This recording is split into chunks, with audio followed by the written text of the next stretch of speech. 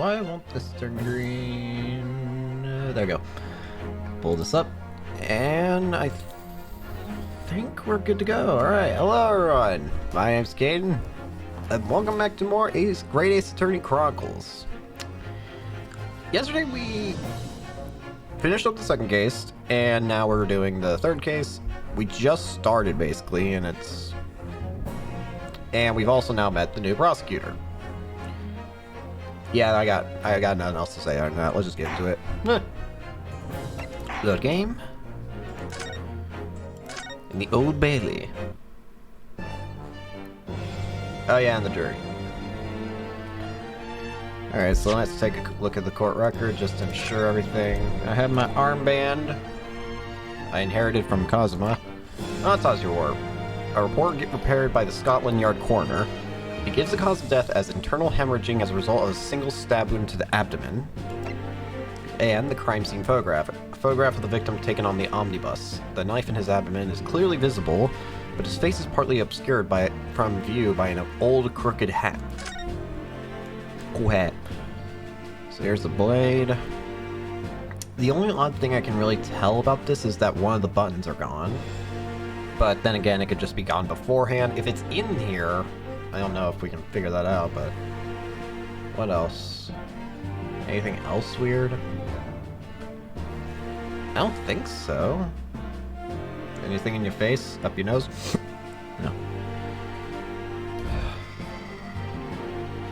No, I think we're good here. Alright, people. Susato Mikotoba, judicial assistant sent to Britain on a study tour. She's the epitome of a refined Japanese lady and is a huge help to me always. Male Strongheart, the Lord Chief Justice who wields absolute authority in judicial matters, including the appointment of lawyers. He's a thoroughly intimidating man. Magnus McGilded, the defendant in this case, he's an incredibly wealthy philanthropist with a wonderful reputation in London. I'm to defend him as a test of my worthiness to become a lawyer. Barrett von Zykes, a prosecutor known as the Reaper of the Bailey. Supposedly the souls of those he prosecutes are eternally damned one way or another. And thrice-fired Mason, the victim, a skilled but poor brickmaker who lived in the East End. Alright. So those are the facts. And one further item of evidence. The prosecution wishes to submit these as well. Oh, his gloves. They got blood on them. Or are they McGilded's gloves? And these are... Good lord.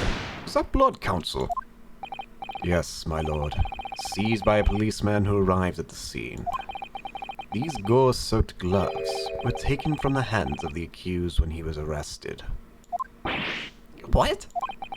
Mr. McGilded's gloves had blood on them?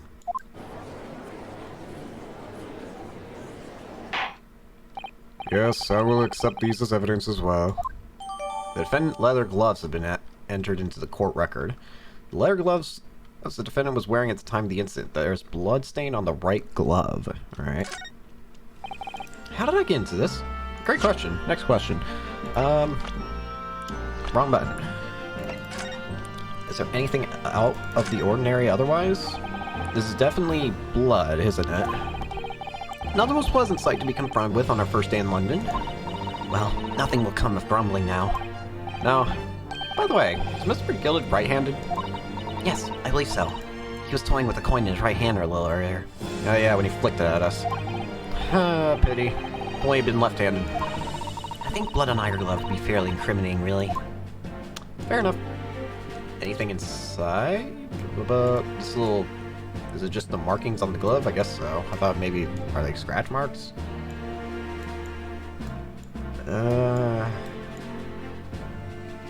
As far as I can tell, there's nothing strange about these gloves, aside from the blood, obviously. How did I get into this? I'm back to a corner before I've even started. Continuing. According to the driver of the omnibus, there were only 2 passengers traveling inside his vehicle at the time. Only 2? Obviously, one of those passengers was the deceased brickmaker, Mr. Mason. The other was the accused, Magnus McGilded. Well, rather damning circumstances to say the least. Defendant, what do you say? Well, of course, I have no recollection of such a thing. Was there a killhead?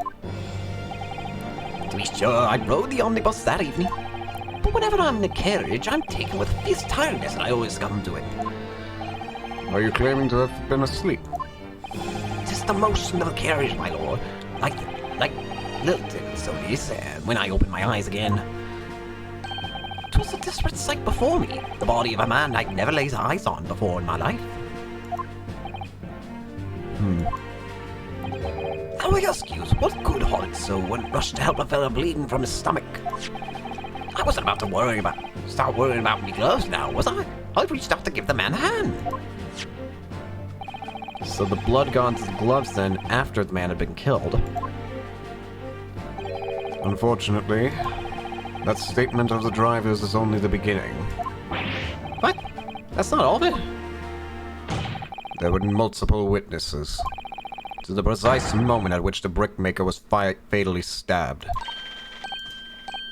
Well, this is great. Order! Order! Order! When the killing took place, only the victim and the accused were inside the carriage, and there were witnesses to the crime. This is not just a case of compelling evidence. It's the nail in the coffin for the accused. Thank you, Counsel. The circumstances of the crime have been made clear. I think we will hear testimony from these witnesses first of all. Your wish is my command. Bailiff, bring the witnesses in at once.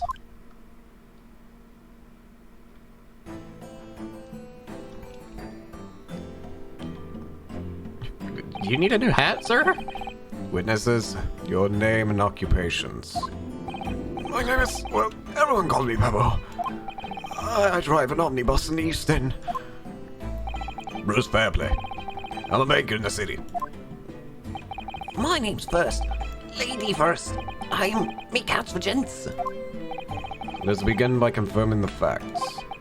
3 days ago, at a short time after 10 o'clock in the evening, all of you present in the stand were in an omnibus and witness to the aforementioned incident. Is that correct? Yes, sir. Quite right. Yes, sir. That's right, sir. Very well then, let's proceed to your formal testimonies, please. Each of you will tell the court precisely what you saw. This is gonna be fun trying to keep track of voices. It was the last bus of the evening, so I had a few customers. I remember it well. The victim and the man accused of killing him were sat next to each other inside the bus. Then, out of the blue, the accused just reached over and plunged a knife right into his guts. That's right. He stabbed him. I screamed, I did. I couldn't help it. As soon as I heard the scream, I stopped my bus, and then I saw it too. Unambiguous testimony, I must say. Exactly, my lord.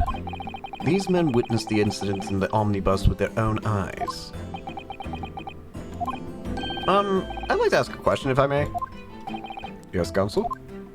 Well, this testimony makes absolutely no sense to me whatsoever. Why not? Well, the incident took place inside a moving carriage, didn't it? As has been clearly stated from the outset, yes. Well, in that case, how could those two witnesses possibly have seen that what happened? There's no way they could have seen the inside of the moving carriage. Listen, I just got here. If you're gonna tell me something I don't know about... How quaint. I'd read that civilization in the Eastern Island nations was a good century behind our own. But you're here in London yourself. Are you really so ignorant about our omnibuses? Huh? Tell me, my Nepentese friend, have you even traveled in an omnibus? Well, no. We, only arrived in London this morning. No matter. I've arranged for all of us to see for ourselves. The actual scene of the crime, that is. What? What do you mean? The actual scene? How? The carriage is designed to be moved, after all. Presumably you understand that much. Yeah. The omnibus in which this bloody crime took place is here today, in this very building. Here? What? The entire carriage? Bailiff, bring forth the stricken omnibus.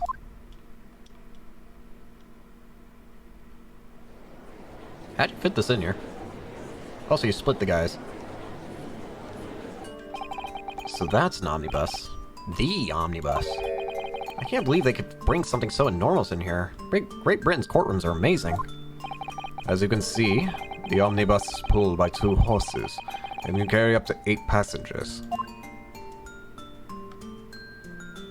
Okay.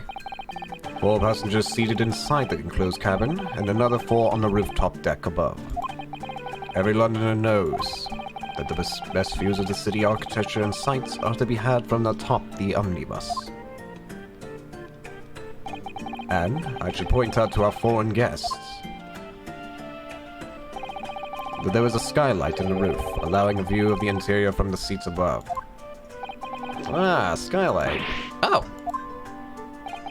The penny drops at last, I see. The 2 gentlemen were occupying the rooftop seats on this omnibus when the murder took place. That is how they came witness to the grim incident. Through the skylights. Ah, that makes perfect sense. Well, Counsel, this is a first. In all my years behind the bench, I've never experienced the crime scene itself being brought into the courtroom. There are a number of important clues remaining inside the carriage, my lord. I would like to submit the omnibus itself as evidence. That is the prosecution's wish. My hair. My hair. Very well. I see no reason why not. The omnibus is hereby formally accepted as evidence. Yes, I have added it to my pocket. Got it. The 8-seater omnibus that was the scene of the crime. There were passengers both inside the carriage and on the roof deck that night. I can't believe it. The entire crime scene entered as evidence. Well, let's get looking. Lights. Sign. No. Wheels? No. Sign. Oh, no, never mind. You can certainly see the inside of the carriage through this opening, that's for sure. Yes, and there's a lamp in the enclosed cabin. So I'm sure the witnesses would have been able to see quite clearly. That's not good for us.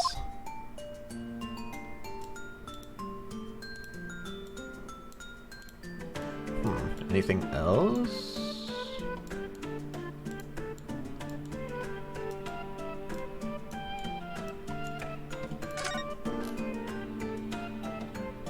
So this is the roof deck of an omnibus.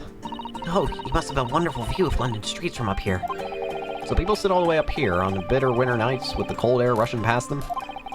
And they have to pay money to do so? I can't imagine how cold it must feel. That just made me think of something horrible. Can you imagine being dragged around the city in the freezing cold as a punishment? Perhaps that is the real price you pay to stay out late. Alright, can I go in? Phoenix Wright... Phoenix Wright Omnibus, okay, thanks. Can I go in? Let me in. Well, let's open the door and go inside, shall we? Ugh, the scene of a murder. It's horrible.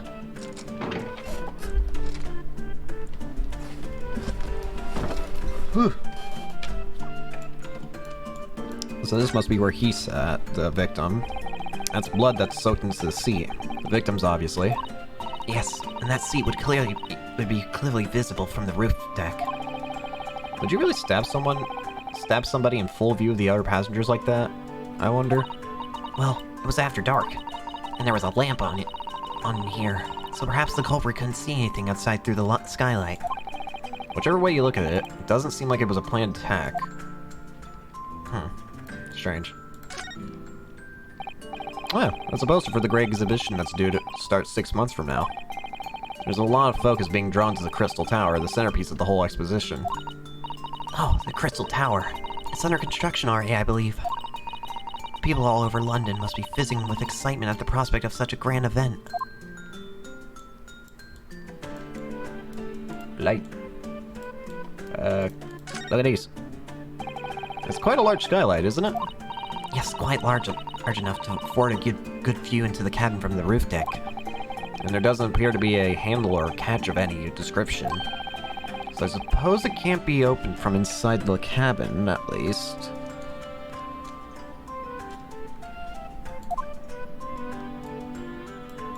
Alright, what else?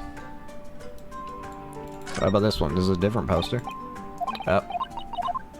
Nope. Different. This looks like it can be opened. Wait. The seat looks reasonably soft, but it's rather hard when you sit on it. And only just wide enough for two gentlemen to sit side by side, really. Of course, an English gentlewoman would be dressed in such finery. It would be quite impossible for her to climb up to the roof deck, so she would have to be seated in here. A woman in a kimono would have the same problem. Those clothes are very impractical, aren't they? How about this? The seat has a handle, it seems. Hi, there's luggage. It looks like all sorts of equipment that might be needed to keep the omnibus running. Feeding tubs, tools to repair the wheels, blankets, horseshoeing tools. So it's a storage compartment for the coachman to keep his things, it seems. There doesn't seem to be any space for passengers to stow their luggage, that's for sure.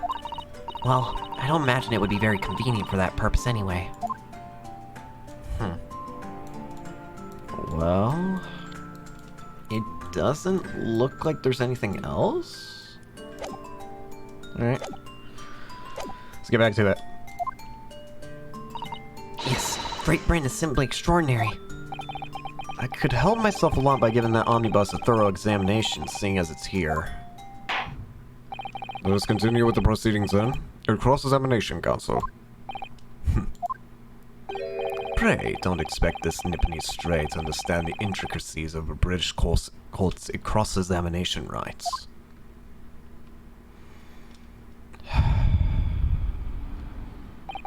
Alright. My first cross-examination in a British court. Focus, Ryunosuke. Focus.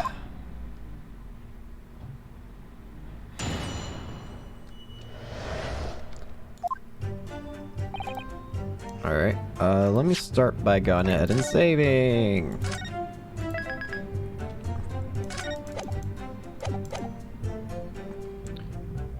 Hold it! Hold it. Yes, I think it was some time after 10, wasn't it? Oh, yes, sir. Yeah, that's right, sir. Yes, it was so cold, it was freezing. It was freezing, in fact. You both seem to be good. And you had 4 passengers on the board at the time, is that correct? Yes, that's right, sir. Not all traveling in the same parts of the bus, of course, but no. We all good here? And there were no other passengers when the incident took place. No one alighted, for example. You're quite right with that, sir. No other passengers like that, no. Nope, none. We good? So nobody fled the scene of the crime then? I have to say, the boss insists on it running, he does. Every evening, that last bus of the day. I should have looked, whatever. But I do wonder if it's altogether worthwhile, yes. Sorry to say. What do you mean by that? Well, with it being so cold and everything, and only making 20 pence on the run, you see. We all good? Yes, I spend that much at the pub on the way home. Just trying to warm up again. Victim and man, okay. What's that? And you saw them through the skylight in the roof of the carriage. That's right. When you sit up on the top deck, the window's right there at your feet. Both of them look good. There was a lamp on inside, so I had a pretty good view.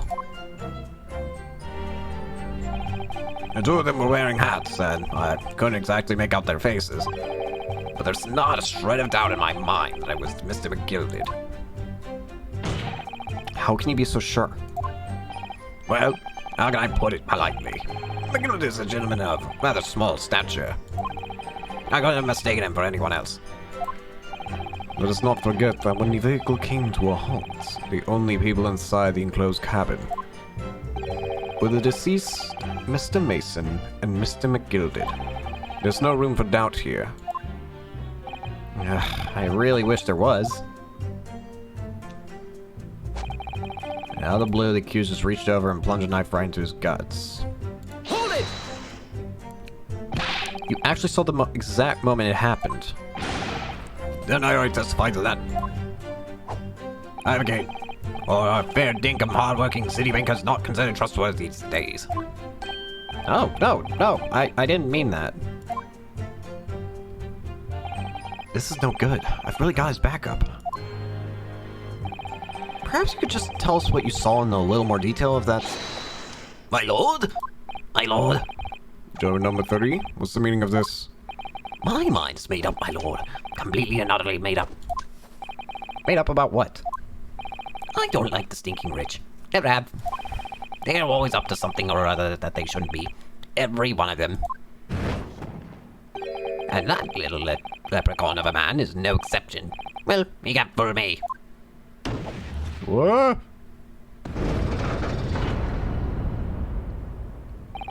There's no point wasting time listening to any more of this. That's my opinion on the matter anyway. Oh, who now?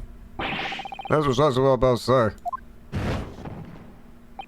As the foreman of the jury, it's my duty to set a good example to my fellow jurors.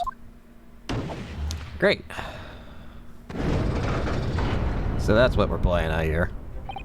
What is happening here? Let me see. Yes. It seems that's how the members of the jury give their verdict. With fire? Apparently, yes. White for innocent and black for guilty.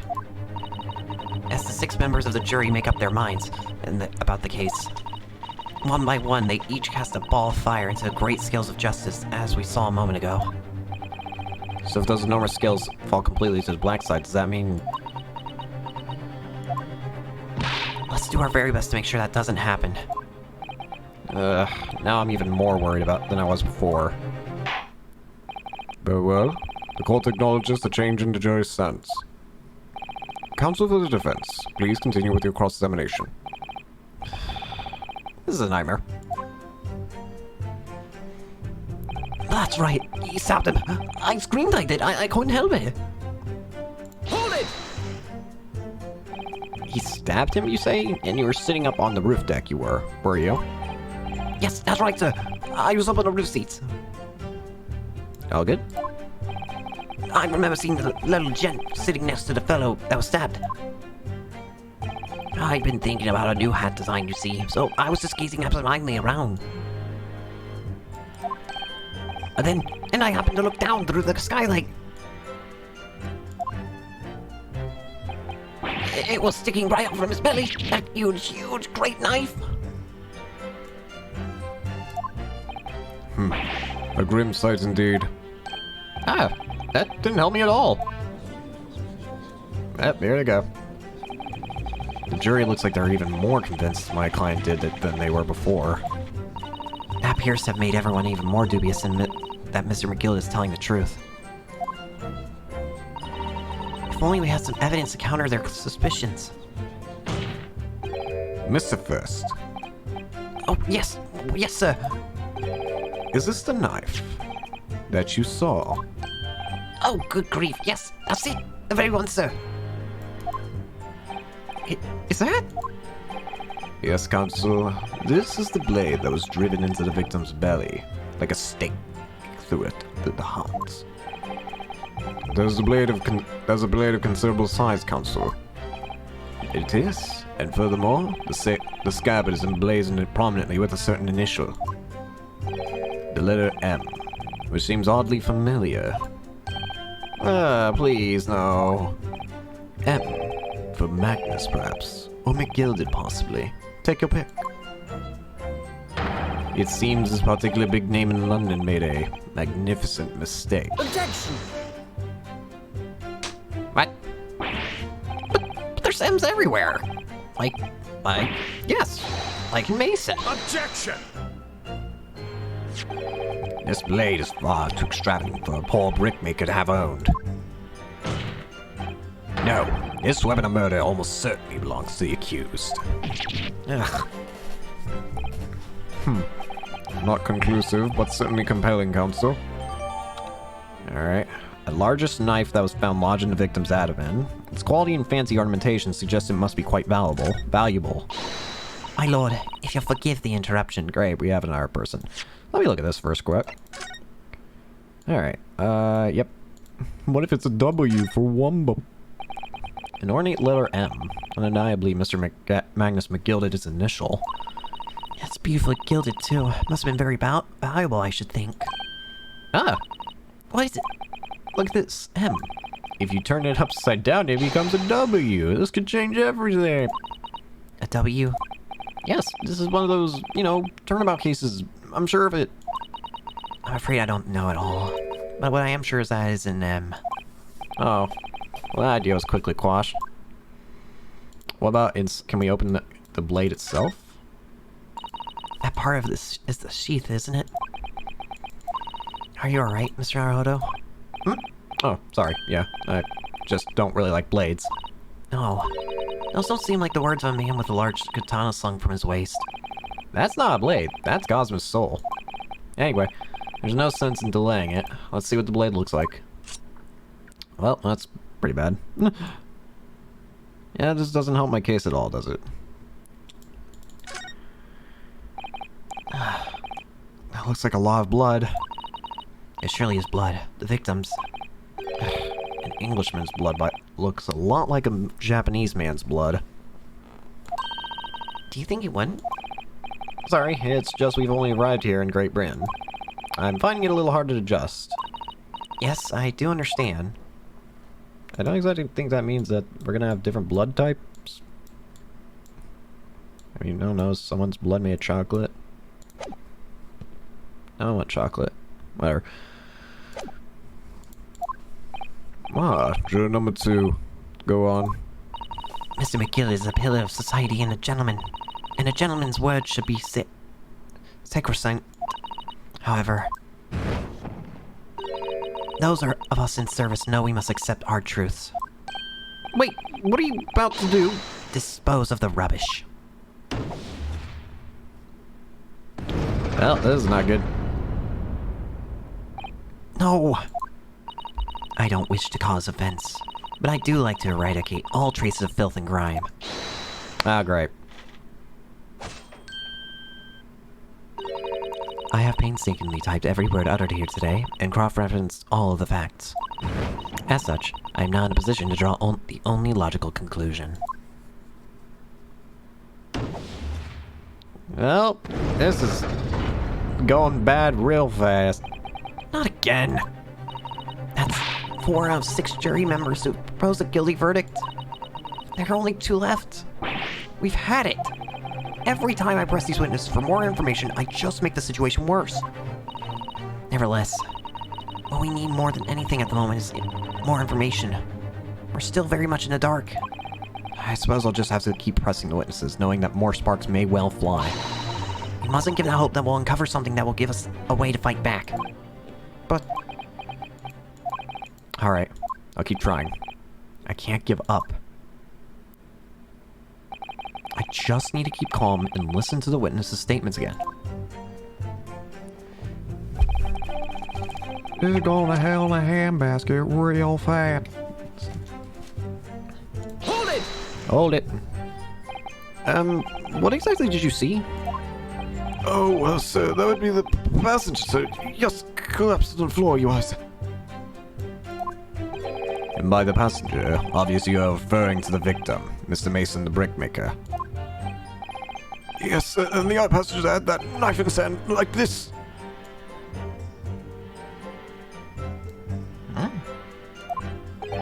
By the other passengers, obviously you are referring to the accused, Mr. Magnus McGilded. And then he plunged it down like this, stabbing the other passenger at the belly.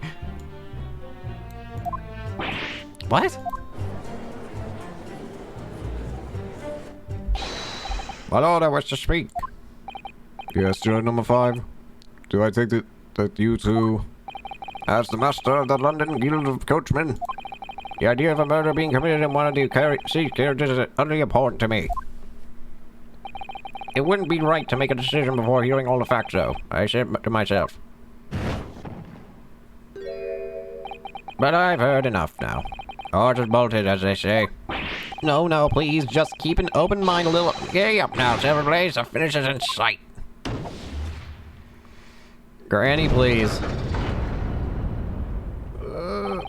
Beppo is a long-standing member of the guild, and I trust what that man says. Oh, thank you, sir. You're too kind, sir. This is too unkind, sir. Which now means that 5 jurors agree to condemn this man. Ready?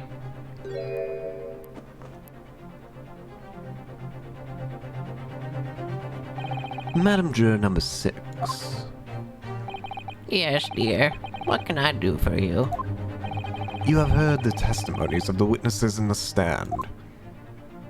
Oh, yes, I certainly have. Still got my hearing, you know. Then pray tell, why are you yet to pronounce your leaning? Well, dear, the thing is, I'm a creature of habit, me. I always go to the park at around this time of day and sit on a nice bench and get on with my knitting. There's a lovely little park just near where I live. McGilded Park, it's called.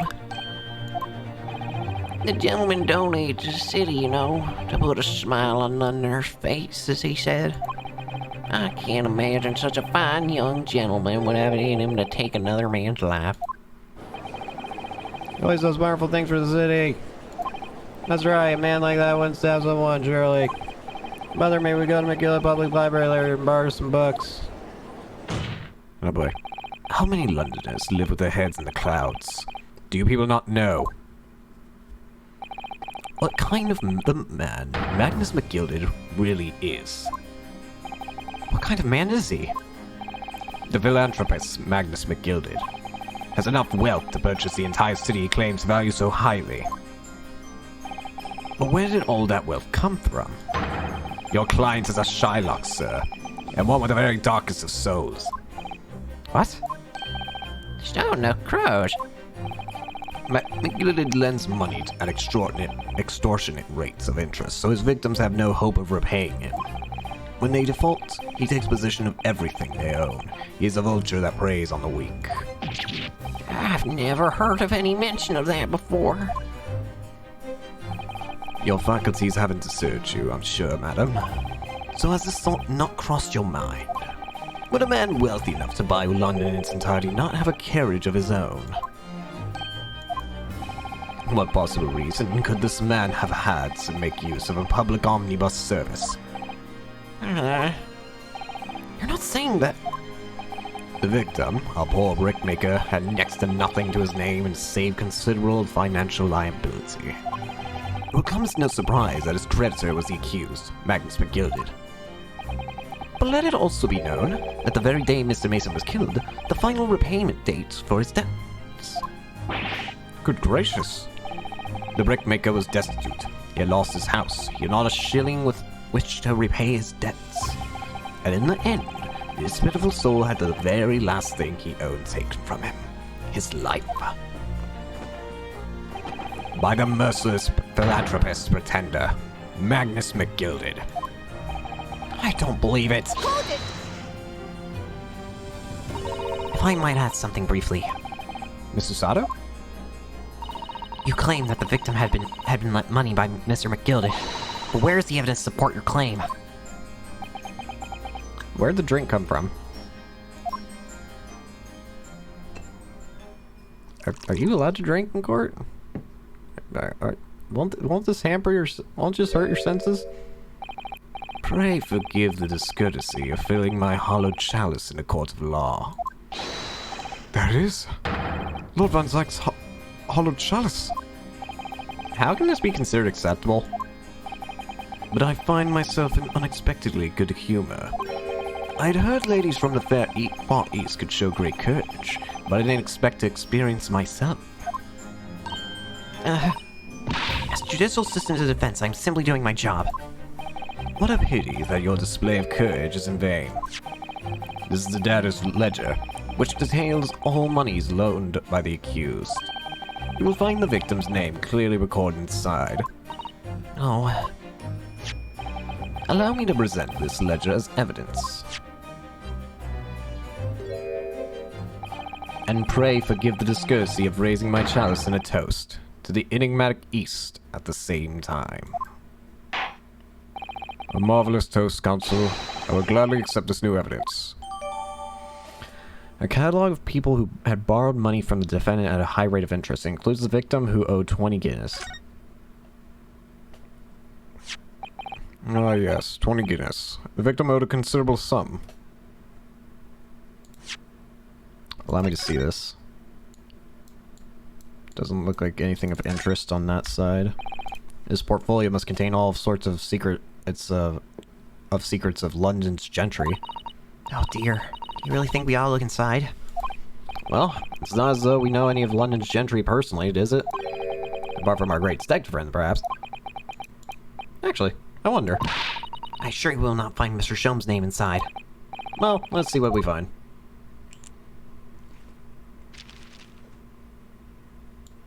So what do we got here? Gosh, it's crammed full of gentlemen's names, isn't it? Well, I suppose they're probably not all gentlemen at all, are they? After all, not everyone in this country is well off. Goodness, What is it? look at this. Do you see his name here? Bruce Fairplay. Oh! The other witness. One of the witnesses. Should that mean something to me? It does sound strangely familiar, actually. Bruce Fairplay, the witness testifying at this very moment. Oh yeah, of course, the banker. Why is this his name in here? Ah, he borrowed 20 Guinness, did he? And look, repayment day is fast approaching. It's possible that this is just a coincidence, of course, but this could be very useful information. Among the defendant's list of debtors is Bruce Fairplay, who would have been due to repay his loan imminently. I think that's all I'm going to get out of this. Alright.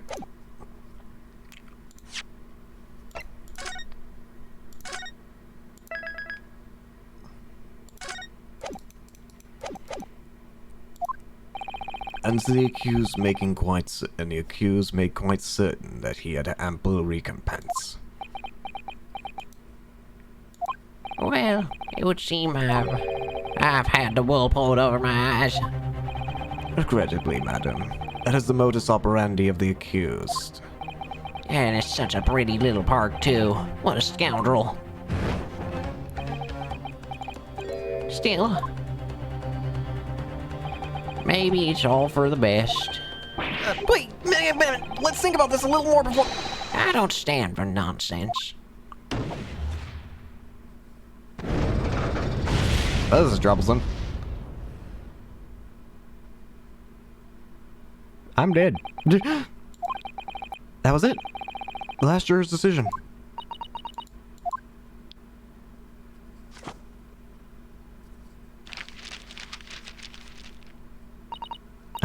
According to this encyclopedia of British law, when all members of the jury have concluded that the defendant is guilty, court proceedings are suspended and the presiding judge will deliver the final verdict and sentence. That's what it says here. The final verdict. It's over then. Oh! There's a footnote, though. Footnote? However, the defense... All 6 members of the jury are now in agreement in this case.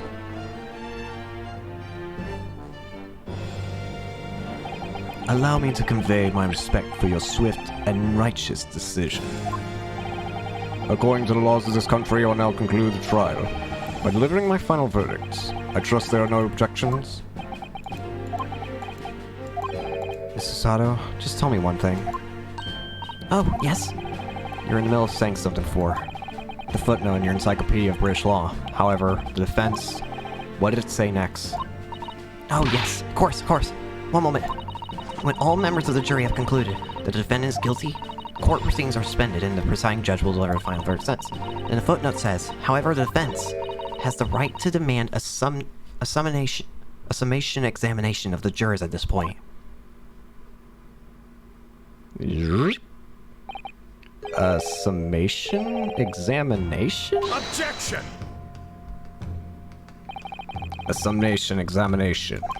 From which century has that term you have there been resurrected?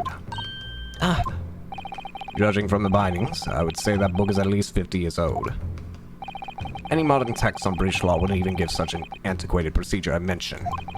It's a relic, long forgotten and certainly no longer practiced. So you're out of luck. no. What even is it, Mr. Sato? This so-called summation examination. Oh, one moment. I'll read about it. You would demand the right to proceed to a procedure before you even understand what it entails. Typical Nipponese. Alright, Mr. Naro, I think I understand. It seems that under this procedure, we would be able to appeal to the members of the jury. To do what, exactly?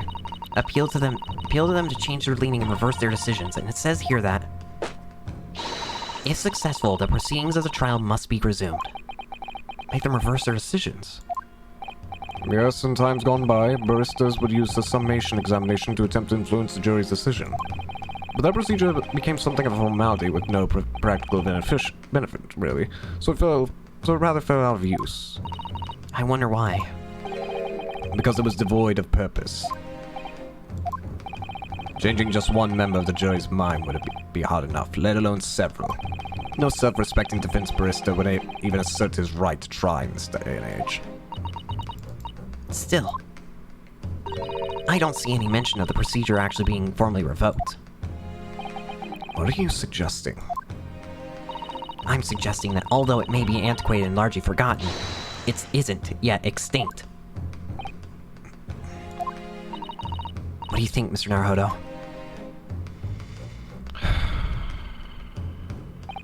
A summation examination, our last possible option. Do we assert our right to carry it out or admit defeat? I ain't given in yet. The defense wishes to assert its right to a summation examination, my lord. Objection! London is the capital city of the most powerful nation on earth. We have a duty to the world to exemplify the very high standards of judicial procedure. Summation examinations are an embarrassment that should remain buried. Objection! But it's our right. But if it's our right, it's our right. I believe it could prove vital in this trial. The defense petition is perfectly valid. The court will proceed with the summation examination. This is madness. Foreman, are you and the remainder of the jury ready? Well, I'm not, there was no mention of this in the letter I received, you see, so... All members of the jury will be asked to explain on what grounds they have reached the decision. On what grounds? On what grounds? You must all justify your decisions and explain why you believe the defendant to be guilty. Well, my lord, you're rather putting us on the spot. This is a most irregular. No mention of this was made before. I don't really hold with all this justifying talk. That seems to have thrown the jurors off. It seems none of them have experienced this before. Alright then. The summation examination. A defense procedure no practicing lawyer has attempted for years, is it? Well, just maybe. It might be the opportunity we've been looking for. To turn this trial around. So be it then. Ladies and gentlemen of the jury, the court hereby calls upon you to state the grounds on which you find the defendant, Magnus McGilded, guilty of this most serious crime.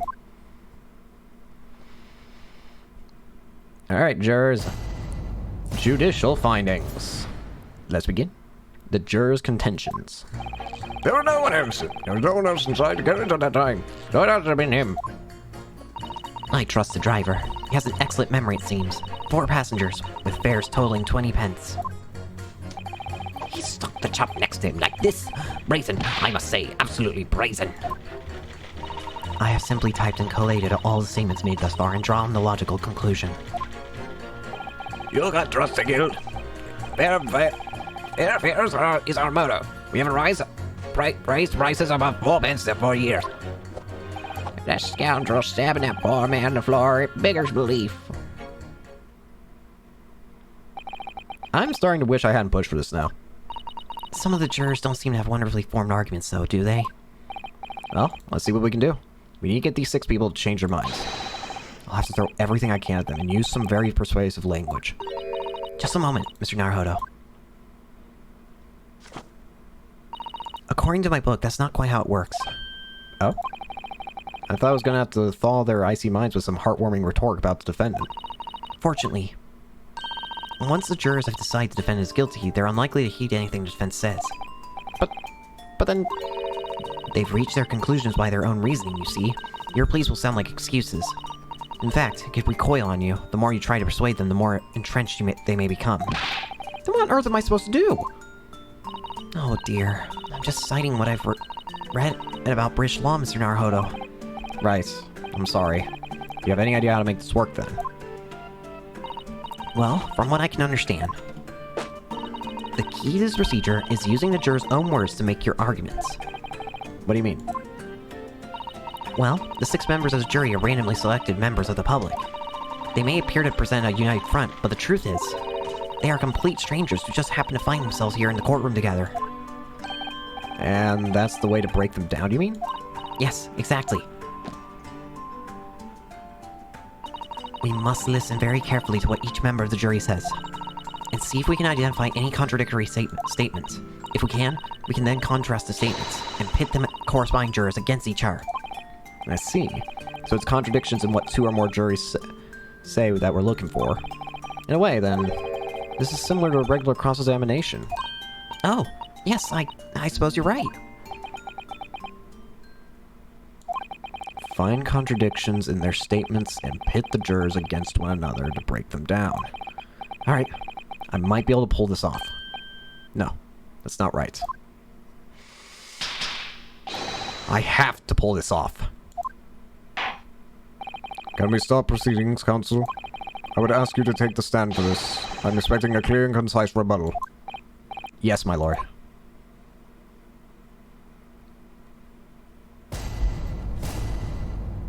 Someone get this man a new hat. The defense's rebuttal.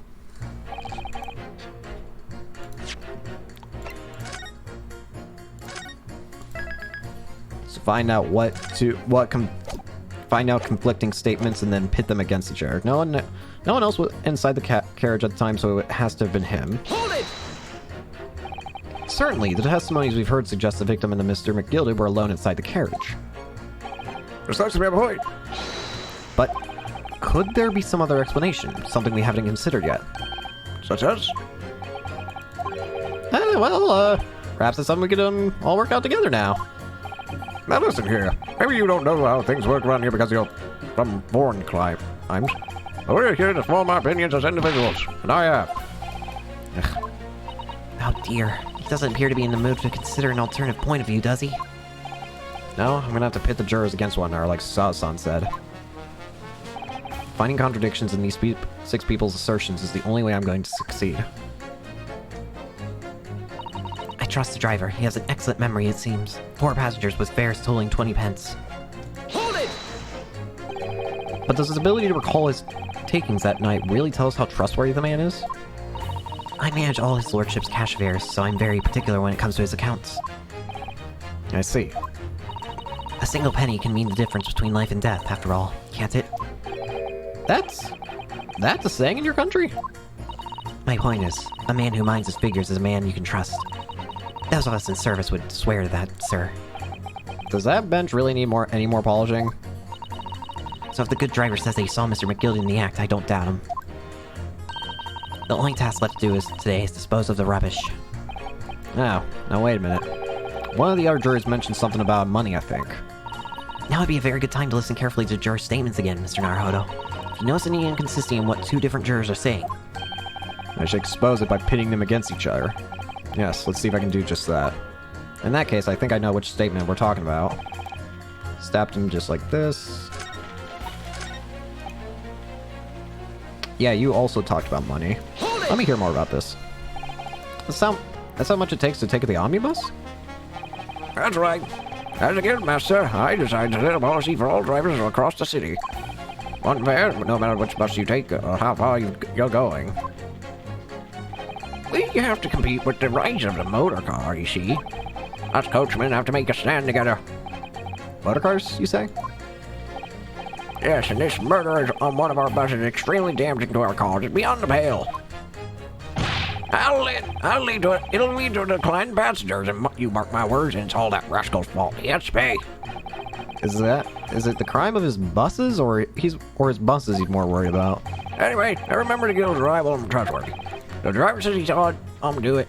That fellow in the dock is a guilty as sin.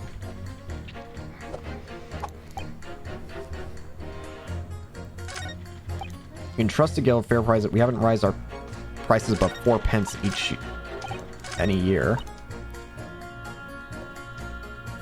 4 passengers totaling. Can you do math? What the? Hold on. Objection! This don't make sense, you two. Those two statements clearly contradict each other. They do? Explain yourself, Counsel. Me? Oh dear, what have I said? I swear on several places, main and name, I haven't the first idea what you're talking about. According to the group testimony we've heard so far, there were 4 passengers on the omnibus in the night in question. And according to the coachman, Mr. Beppo, he took 20 pence in fares. Quite right. I have those precise details typed neatly here in front of me. And juror number 5 also told us the following. The fare for the omnibus is always 4 pence. But it is a very convenient single price. Oh, hold on a second.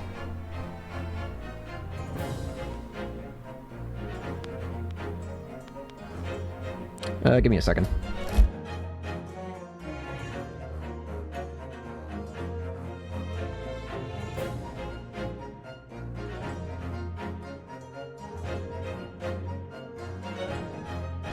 Alright, sorry, I'm back. It is a very convenient single price, just the way London carriages have been operated. But that doesn't add up at all. In fact, it leaves a glaring discrepancy in the facts. Right, man. Why? 4 passengers paying 4 pence each. If you do the multiplication... It would be 16 pence. Exactly. As I said, it doesn't add up. The figures are different. By 4 pence, in fact, or precisely 1 person's fare. 1 person's fare? Yes, in other words, on the omnibus that night, it's distinctly possible there was another passenger we've heard nothing about. Good gracious. This can't be right. The coachmen of the guild are good, honest men, one and all. Trustworthiness is our watchword. The figures your coachman claims most certainly do not add up. Your watchword, good sir, is a fallacy. It's a false. I beg your pardon. Mr. Guildmaster, I think you ought to consider that if this trial were to end now, the news will surely spread all over London. The news that one of your coachmen tried to hide the fact that he lets nefarious characters ride on his omnibus. All right then. All right, make it so this miserable trial doesn't end. Well, according to my book here, you simply launch a ball of fire into the innocent side of the set scales. Now hold on to your horses there, coachman. We were all in agreement. Why you have to go? Wait till I get my hands on you, Beppo.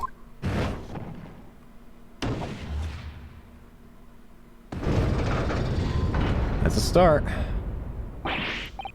This is all very irritating. Begging your pardon, sir. I'm going to do the same. 2 down. For the love of Mike, not you as well? A penny can be the difference between a smile and a tear, after all. And I certainly can't put my trust in someone who doesn't follow my exacting standards in financial matters. Oh, really? I, for one, think it's only proper that we hear from the witnesses again. Oh, well done, Mr. Naruhodo. You did it. If we can manage to change 2 more jurors' minds, we can force the trial to continue. 2 more. Actually, there is something else that's bothering me about a couple of their assertions. Then that's where you must strike next. So I need to pit 2 more jurors against each other and show that there's another contradiction in their assertions. Exactly. You can do it. Well, the scales of justice have shifted, but they still weigh heavy on the side of guilt. Counsel, you have the floor again. Continue with your summation examination. I think I know which one it is. It's specifically related with you. He stuck the chap next to him just like this. Brazen, I must say. Absolutely brazen. And what you said... The scoundrel... The scoundrel stabbing that poor man on the floor beggars believe. Can I hear more on this, by the way? I really think you should stop waving that needle around. You heard what the good coachman said before, didn't you? That hideous man stabbed a poor fellow just like this. Yes, that's what he said, you're right. McGilly Park is such a lovely little place, too. I've always enjoyed resting my legs while I get on with my knitting. And I had thought that anyone who donates such a delightful place must be a fine fellow indeed. I suppose I was wrong. Whoever would have thought he was a miserable, murdering moneylender and with not a scrap of remorse. I'll help. She's sure she can be, as can be about his guilt. He's guilty now. Ole certainly seems to know her mind.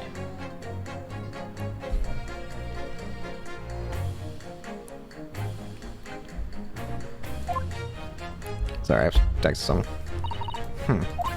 So, we just need to find 2 jurors with contradictory statements and pit them against each other? Which is so much easier said than done. Is that perhaps what you were just thinking? How did you know?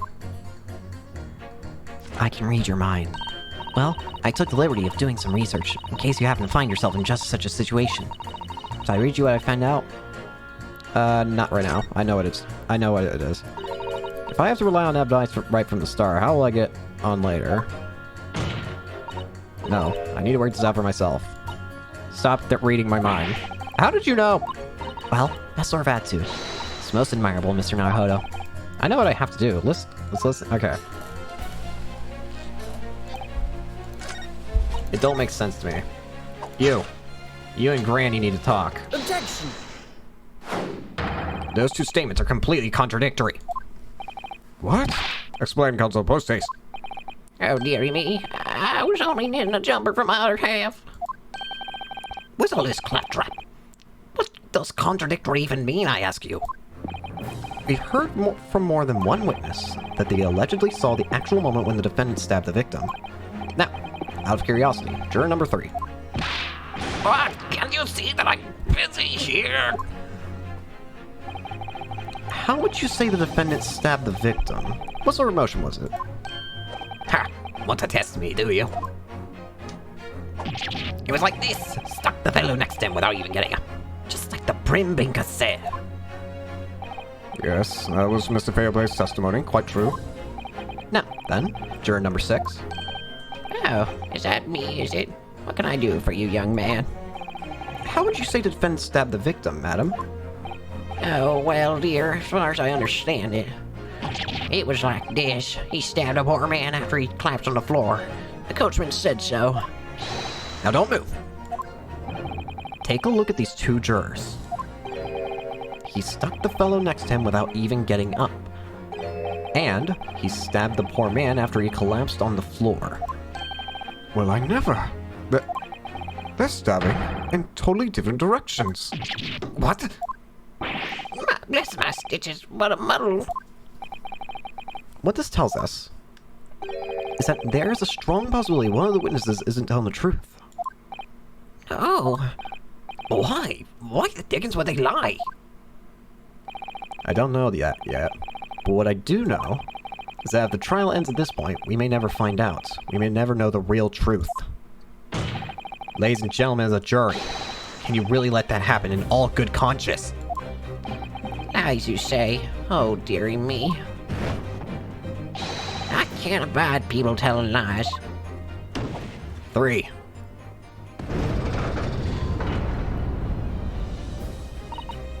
The scales.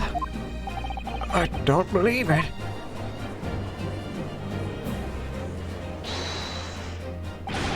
Wait!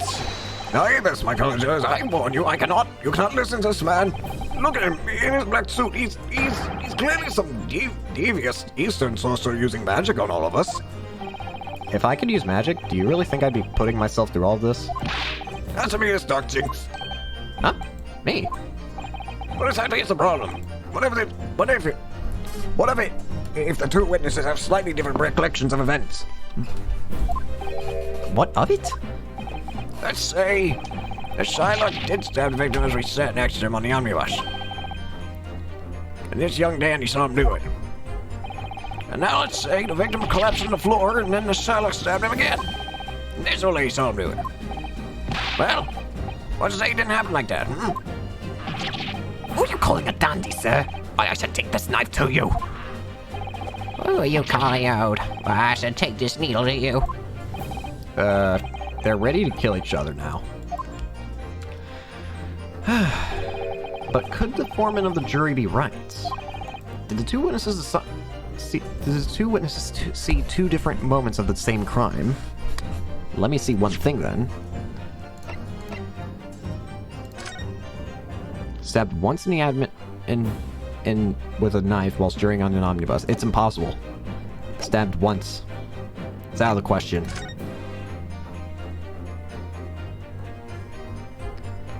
Unfortunately, Mr. Foreman. Where did you Dark Jinx? Come on, out with it.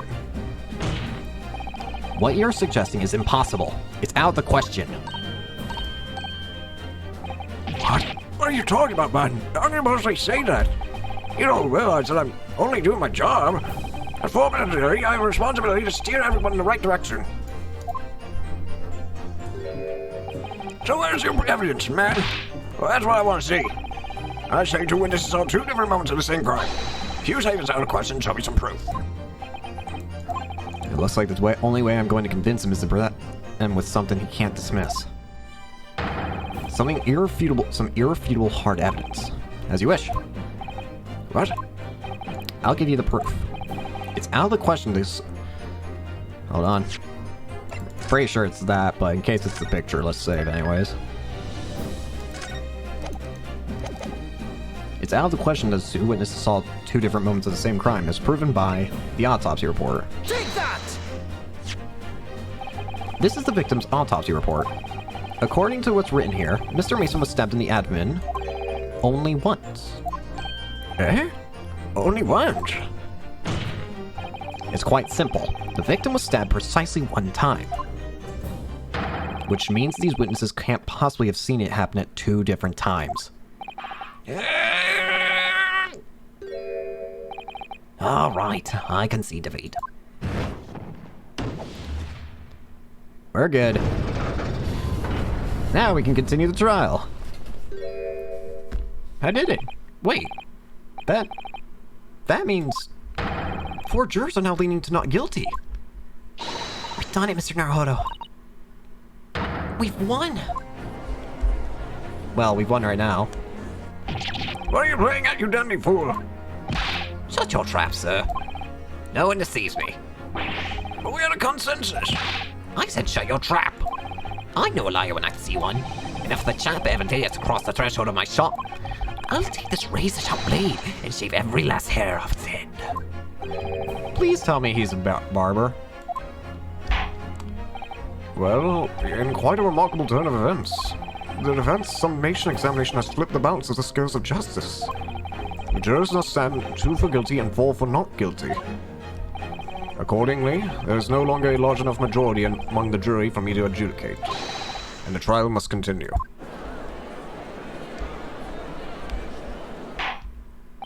I hereby ask the defense, prosecution, and witnesses to return to their places, and I call upon all of you to continue to pursue the truth. Alrighty. So, Lord Van Zeeks, continue to substantiate the case for the prosecution, if you please. I need a drink first. I need a drink first.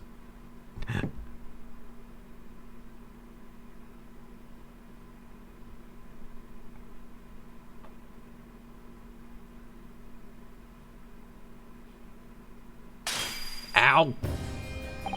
Having savored the rich aroma of the carmine contents of this hollow chalice, it may seem crass to crush it to dust. Pray forgive the discourtesy. Lord Van Zeeks? Is it cold here? Is it just me? As your antiquated tome no doubt says, the prosecution may not speak during a summation examination. So I honored a deathly silence and listened to the charade. It seems I overestimated the intelligence of the jury. Well, no matter. There's nothing so hard to prove as self-evident truth, it would seem. No. And why else would we grace the courtroom with our presence, after all? So, let us proceed to the next round of battle. Oh boy. Bring forth the witnesses once more.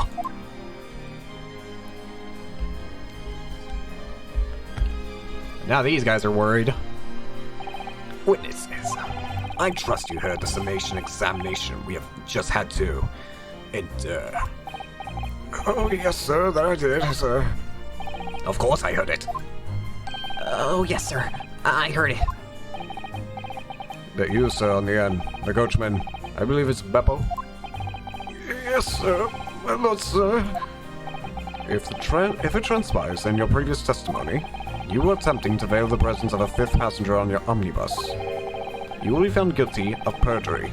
You are advised to bear that in mind, sir. Oh, mio Dio. Other witnesses, I hereby call on you to testify before the court again. You will explain the various misgivings brought to our attention by the defense's summation examination. They're all panicking now. Various misgivings. Let's do it. I only carried 4 passengers that night, I swear. But, Well, I for once told I had to pay 5 pence for the bus. He filled us on the ferry, he did. And then I saw that blood curdle inside as well. It's all too much. I tell you, I saw McGillen stabbing that man. Everything I said before stats. oh, yes, he stabbed him. Yes, he did. I think so, yes. Counsel, make sense of this for me, please. The phantom fifth passenger conjured into existence by my learned Eastern friend never existed. The confusion has arisen from the coachman's sly little cozenage. Memo, explain yourself. I'm terribly sorry, Guildmaster. The guild's fare is 4 pence across the board. You know that. Am I to understand that you've been overcharging our passengers by a penny a fare? It's so cold. And let's run of the days always half empty. You have been dishonest, coachman. I'm sorry. You're a disgrace, Beppo. A disgrace. And your selfless actions have brought dishonor to the entire guild.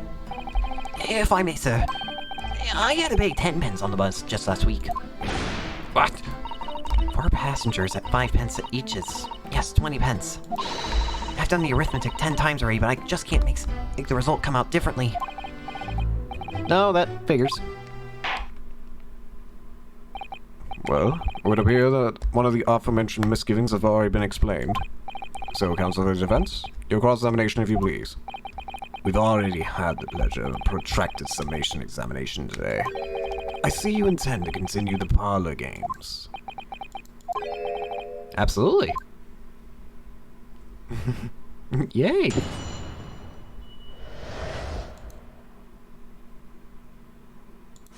Wrong button.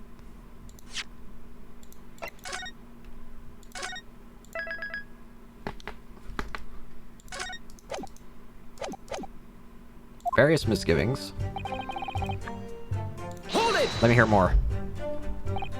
So, there were only 4 passengers on your carriage, but you didn't charge them the standard 4 pence fare? Is that right?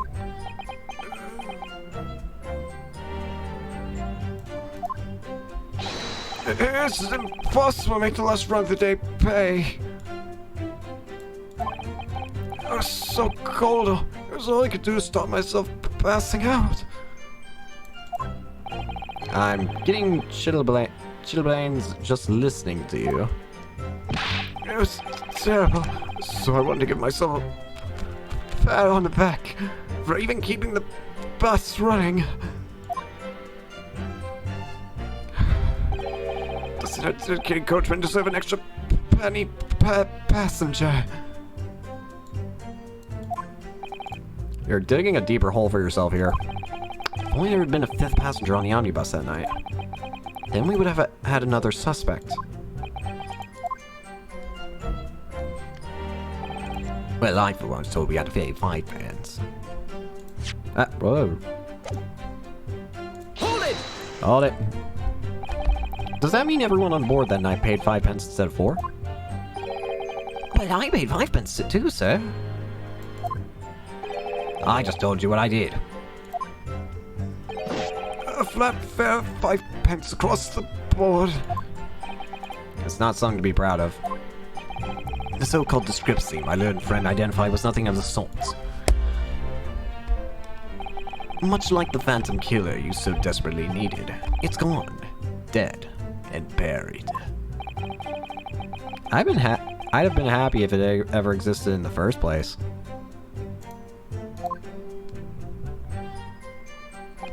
He fiddled us on the ferry there, and I saw that blood-curdling sight as well. It's all too much.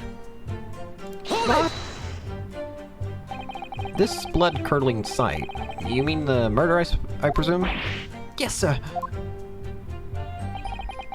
A loathsome sight. No one should have to witness the horror in the eyes of a man the moment his life is taken. Oh, well, not exactly, sir. I mean, I didn't actually see that moment the gent was stabbed. Good gracious, really? We have another witness who did, however. The banker has already testified to it. But Mr. First didn't actually see the point at which the victim was killed. That may turn out to be very significant. I heard the banker gent next to me take a stop and take a breath. See, that's when I looked through the glass. That's when I saw that horrible blade poking out from his belly, all covered in blood. Every time I see a knife now, I can't help screaming, even when I'm eating. I tell you, I saw McGillis stabbing that man. Ah! So you saw the defendant, Mr. McGilded, stabbing the victim, Mr. Mason, who was sitting next to him. That's what I said, isn't it? It was bothering me before, this was. For just a brief moment, he hesitated before he answering the question. Anyway, there's only 3 of them inside the carriage, wasn't there? There's been much to talk of a 5th passenger. But as of yet, 0 evidence. Then what are we wasting all this time for, eh? It's black and white. The man's guilty. Something about Mr. Fairplay's testimony just jars with me. I wish I could work out what it was.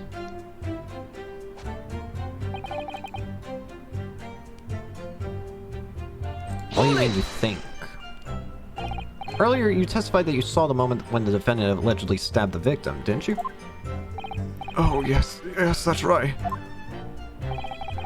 You said that the victim was on the floor and described the assailant holding the knife in an ice pick grip. I suppose. I might have, yes, put the cart before the horse, maybe. What's this? Well, I'm quite sure most of it. I was driving the horses when I heard a scream far from the seats on the roof deck. Oh, I expect that was me, sir. Then I turned around. Yes, I saw it. Through the skylight. The gentleman was on the floor, and the knife was sticking up out of his midriff. Wait a minute. Wait, hold on. I want to see something. The blood is on that side. Wait, you couldn't have seen that, though. Could you? If you're sitting right here... No, you would not have been able to see that, would you? Because he was killed over there.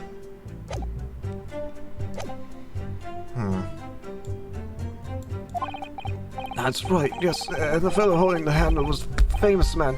Yes. So, in short, you didn't see the moment when the victim was actually stabbed at all. I really thought I did, but when I go over it again in my head... No, I suppose I didn't actually see the precise moment of the stabbing, did I? You good? Huh. Excuse me. Hey there. Do you have something to say about that, Mr. Fairplay? Now you listen to me. I know what you're thinking.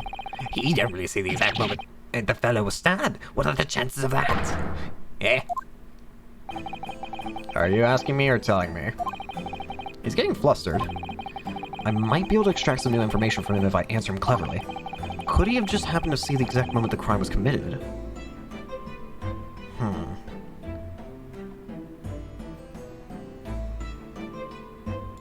If we're talking about Beppo, there's no way. Because of the way that he was seated. No chance. Well, it is a little hard to believe, certainly. Unless you spend your time peeping through a skylight on top of the omnibus, that is. Beefy, I'm a respectable city maker, have you know. I know what I saw. I remember it as clear as a Barat day. It was a grim scene. I don't mind telling you. Thank you, Mr. Fairplay. Oh, excuse me if I was getting a little hot under the collar, my lord. I would ask you to supplement your testimony with a clear statement about what exactly you saw. Oh, I can do that all right. I'll tell you just how grim it was. Do you think I'd forget the sight of those blood-soaked hands after that butcher stabbed me? Wait, blood... hands? Like, not gloves, hands? He had gloves on. Allow me to see this. This might be wrong. I'm gonna try it anyway. Objection. Nope, it was right. Blood-soaked hands. Well, I admit that soaked might be laying it on a little thick, but anyway, there was definitely blood all over them. Both of them were covered in it. Well, I'm very sorry to disagree, Mr. Fairplay, but that's more than a little peculiar. What? Here are the gloves worn by the defendant, Mr. McGilda's on the nine question. Oh, yes, right. And there certainly does appear to be a sizable dark-colored stain there. But, as I'm sure you can clearly see, it's only on the right-hand glove. Oh, yummy!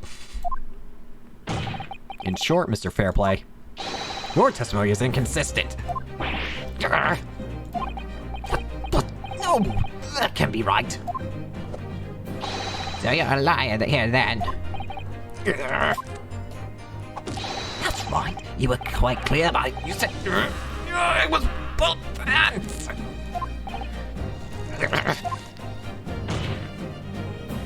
Mr. Fairplay, if your last statement was a lie, it calls your entire testimony into question. You say that you saw the moment the victim was stabbed, but is that really the truth?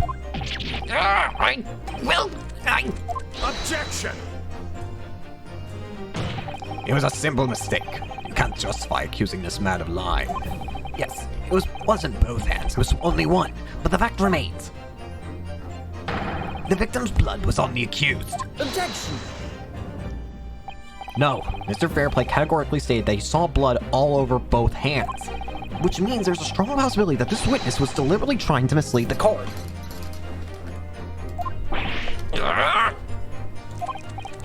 Why? I'm a city maker, for pity's sake.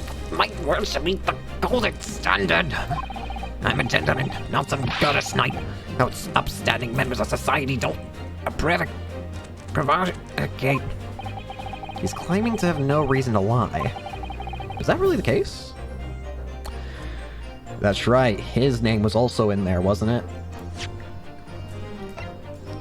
Among the defendant's listed debtors is Bruce Fairplay, who would have been due to repay his loan imminently. He gets rid of McGilded, he gets rid of that debt. Mr. Nahodo, If we had some evidence to explain why Mr. Fairplay might be lying, it could turn the tide in this trial completely. Something to show this man has compelling reason to lie in his testimony. I have evidence. My lord? Yes, Consul? The defense is ready to present evidence. By Jove, are you sure? Yes, evidence that would clearly demonstrate why Mr. Fairplay had a reason to lie in his testimony. Very well. I hereby call on the defense to present its evidence. The evidence that demonstrates a motive for the witness's alleged deception of the court. Take that! This is a list of the debtors who owe money to Mr. McGilded. Yes, a list of the innocent victims crippled by the accused extortion. The point is, among the names of these debtors is your name, Mr. Bruce Fairplay. What? Mr. Fairplay, are you currently in debt financially to the accused? No, well, it's barely worthy of being called a debt. According to this ledger, you owe 20 guineas. Not an inconsiderable sum of money, would you say? Well, what at it? Let's suppose Mr. McGilded were to be found guilty of murder. What would become of your debt in that case? These documents state that the loan agreement is forged between two individual parties. Therefore, we were the creditor, the defendant here, to be sentenced to a capital punishment. All outstanding debts which were owed to him would be annulled. They would cease to exist. Cease to exist? Mr. Fairplay, is it not the case that you claimed in your testimony to have seen something you've never in fact saw, in a devious attempt to annul your debt of 20 guineas to the defendant?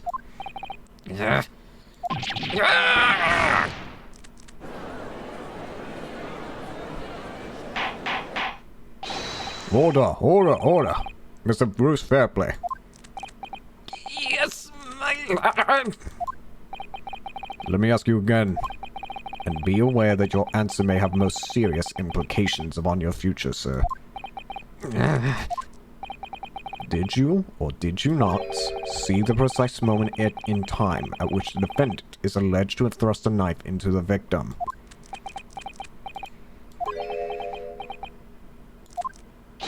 Your silence speaks volumes.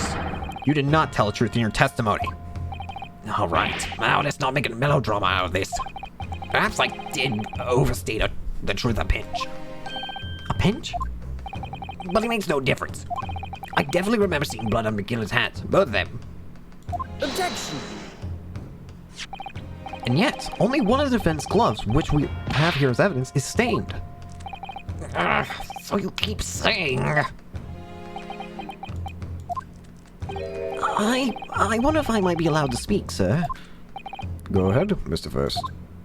Well, the thing is, I think I remember seeing it myself, as it happens. Seeing what? The blood, sir, on the assailant's hands. I think, yes. I'm almost sure that I was on both of his hands, not just one. Ah!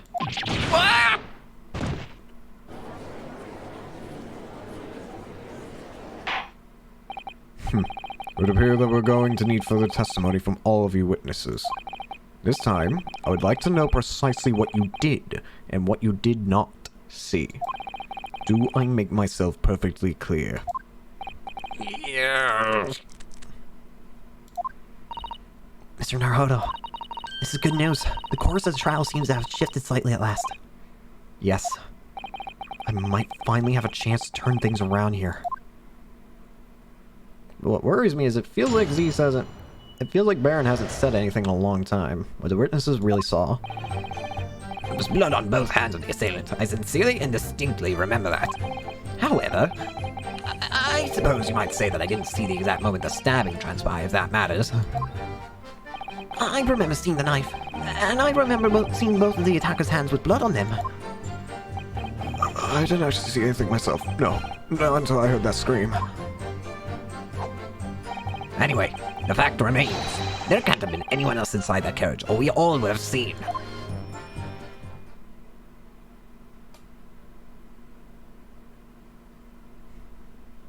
Well, lo and behold, in truth of the fact, not one of you was witness to the crucial moment the crime was perpetrated. I apologize, my lord, but honestly, there was no one else inside the carriage. The man's hands were covered in blood. What's incriminating evidence? I'm not just saying we saw the man do it. That's really not what testimony is about. Let's examine the interior of the omnibus once more. The victim's fresh blood is clearly visible on the seat, corroborating the witness's accounts. In other words, there is no substantial, nor significant, change in the facts of the case. Very well. Your cross-examination, please, counsel. Yes, my lord.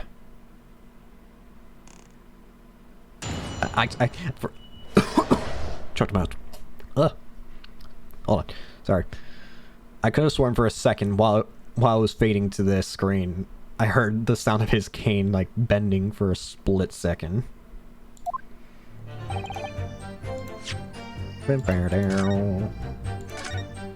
Alright.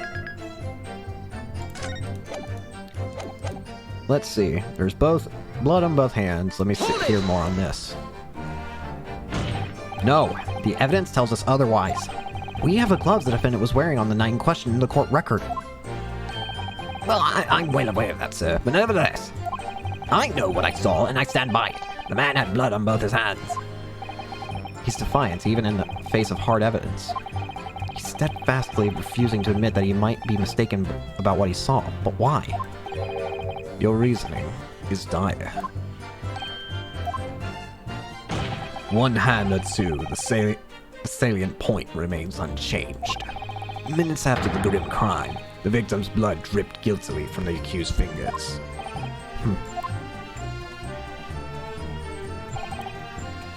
You didn't see the moment.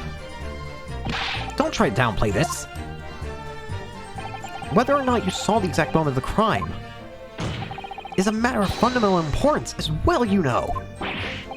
But for crying out loud, we all know that no one else could have possibly done it. I was trying to save us all some time. You have a loan of 20 guineas outstanding with the defendant, do you not? Had you hoped to release yourself from that financial burden by ensuring the defendant was found guilty?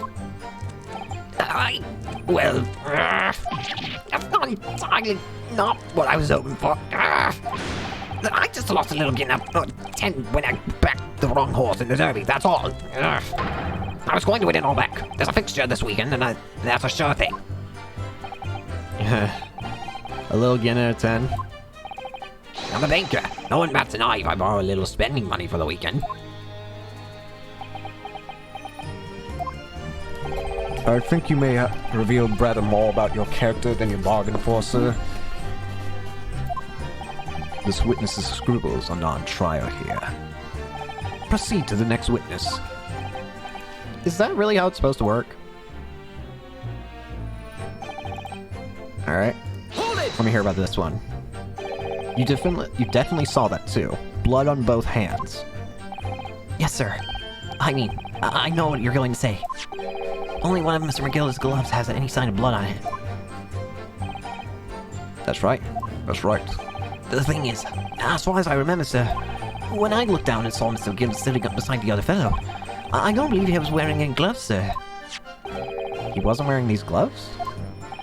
That's right, that's correct, sir. And I saw the blood on both his bare hands quite clearly. It's true that the dark-colored stain on the dark leather gloves wouldn't have been easy to see. I should point out that the police officer who apprehended the accused on the night in question reported that there was no trace of blood on Mr. McGill's gloved hands. There wasn't blood on his hands? What? This is puzzling indeed. This must be significant somehow. I'm sure of it.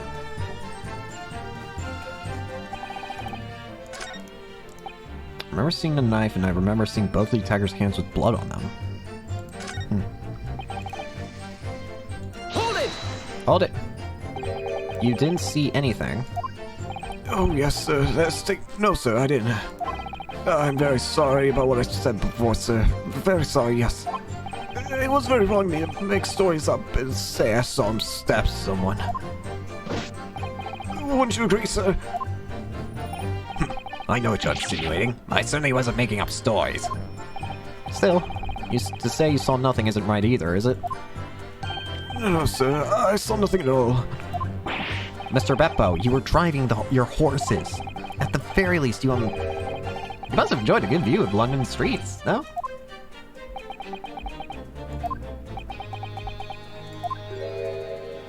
Oh, please. You didn't even see that? It was so cold that night, you see. It was all I could do to keep from passing out, sir. Yes, my head was fairly frozen solid. Sorry to say, sir. It would seem prudent to avoid travel on the last omnibus service of London's cold winter nights. Beppo! I'll have your head, Beppo. Hold it! And everything you saw of the incident was through the skylight on the roof of the omnibus. That's right. It was fiercely cold that night, but the glass wasn't frosted over.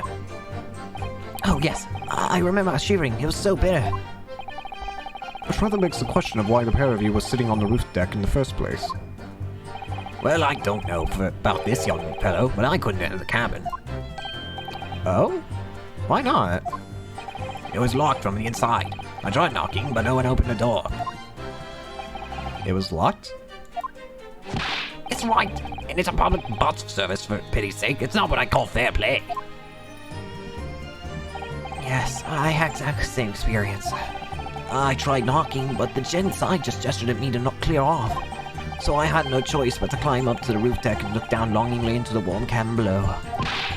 But I can assure you I wasn't just looking down, I was glaring, long and hard. And that's precisely why I can tell you with absolute confidence that if there was anyone else at the cabin, I would have noticed. Unequivocal, I would say. I'm not sure about these two witnesses. Could they really have seen everything inside the cabin through the skylight? There's no way. Wait, hold on. It depends on where they were seated.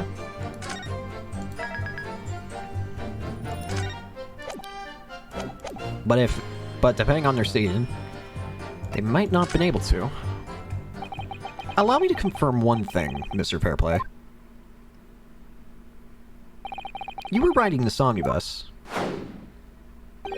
and witnessed the events in the cabin through the skylight and the roof of the upper deck, is that right? That's right. Yes. In that case, there is a portion of the cabin interior that would have been out of sight from you. What? By golly, really? Obviously, at this stage, we can't say for sure. But the possibilities cannot be denied. That at the time of the incident, there could have been another passenger in the enclosed cabin of the omnibus. Objection! Enough hypothetical meandering, my Nipponese friend. A prosecution demands that you substantiate your claims. After all, the scene of the crime is here, in the flesh. Very well, I will uphold the prosecution's demand. You will identify the area on this cross-sectional plane of the omnibus. Where in the omnibus are you suggesting that the potential extra passenger could have been situated? It'd be over here, right?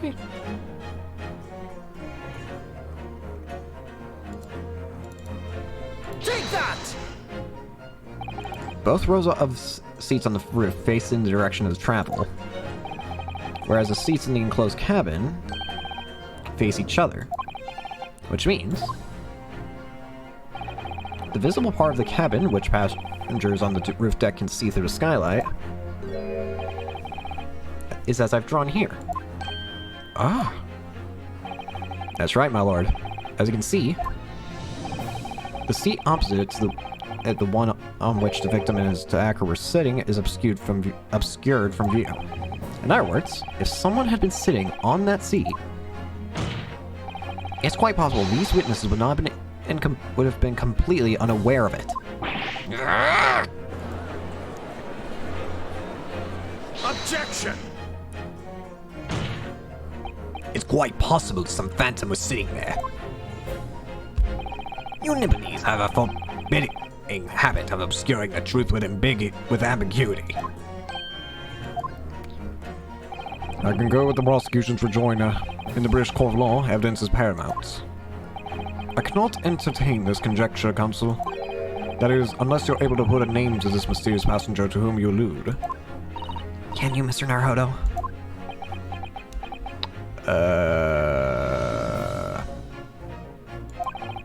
I honestly don't know. Who could it have been?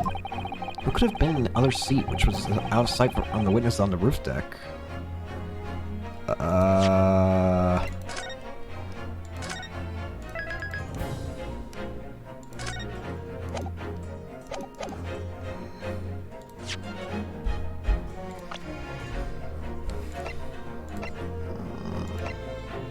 I mean...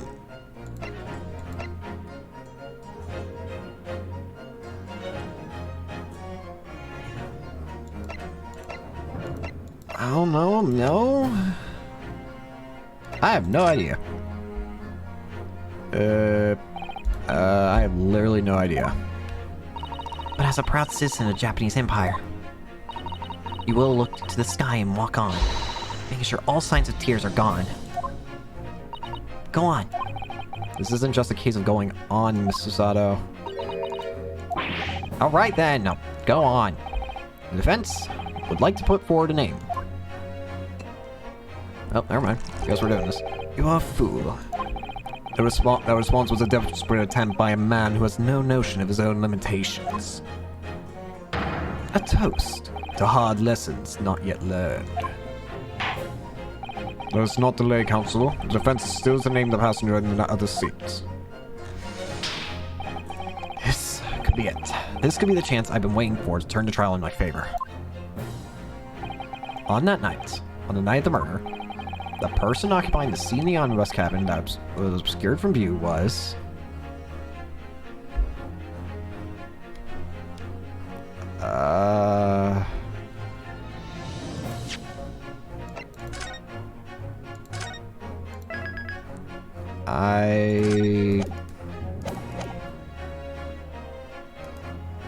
Wait.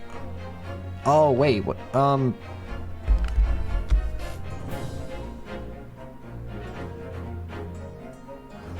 Would it be McGilded? Take that! The passenger in the closed cabin that was the witnesses on the roof deck failed to see has to have been Mr. Magnus McGilded. Mr. McGilded? Is it McGilded? What are you talking about, consul? That's the name of the defendant. Objection! What? If I desecrate this chamber by smashing my hallowed chalice, do forgive the discourtesy. Lord Van Zykes. People talk of those tiny island nations in the Far East as having a learning and culture of their own. But I see they use the terms ill-advisedly. What are you trying to say?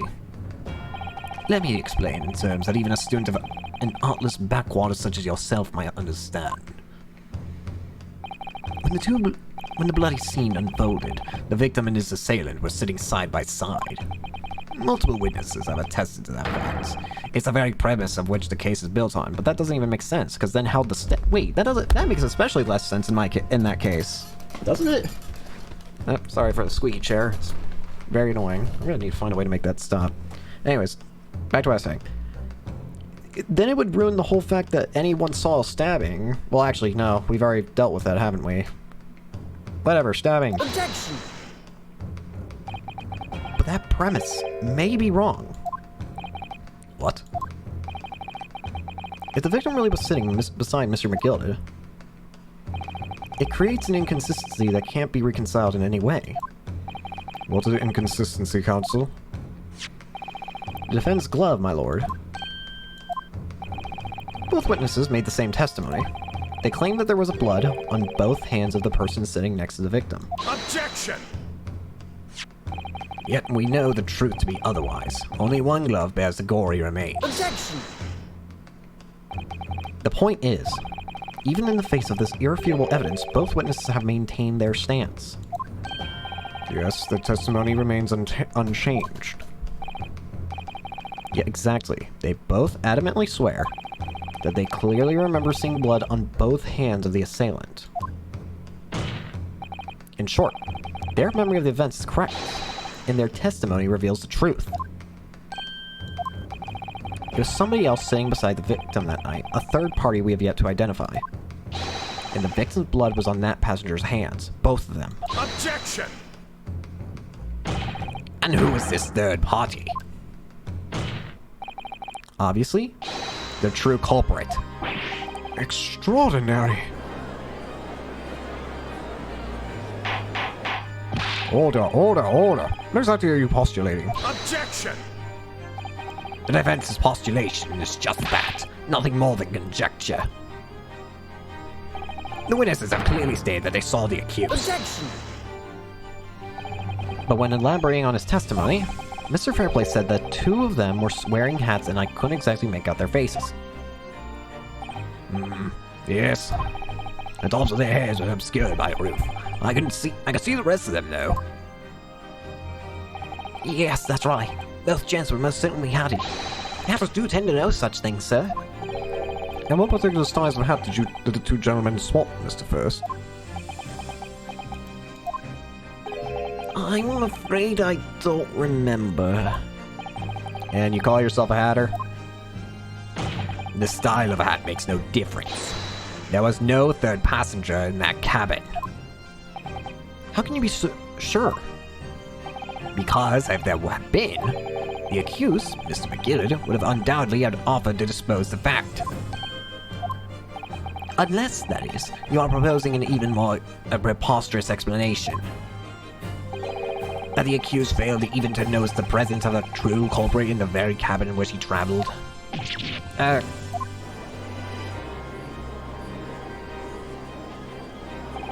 He's right. If there was another person traveling in the enclosed cabin of the omnibus, it's inconceivable that Mr. McGill would have been unaware of it. Order! There's clearly a simple solution to this problem. Bring the accused, Mr. McGilded, to the stand. Well, what you say, you, counsel? The prosecution objects, my lord. On what grounds? As a suspect, he will have already made a full statement to the police. But what if there's some reason why he's unable to speak freely? Magnus McGild is no uneducated ruffian. If it indeed turns out the man has been withholding information, you can be sure it will have been a most deliberate act. Counsel for the defense, what is your opinion? My lord? Should we ask Mr. McGill to testify or not?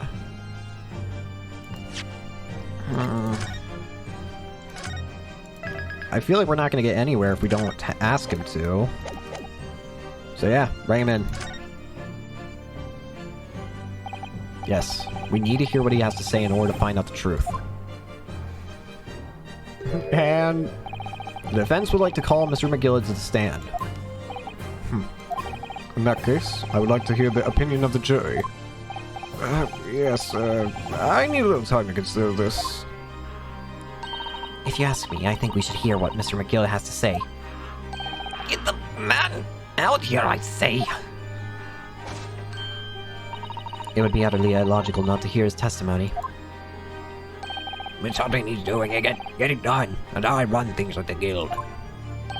Hearing what the patron of my favorite little park has to say. Oh, yes, that would be lovely.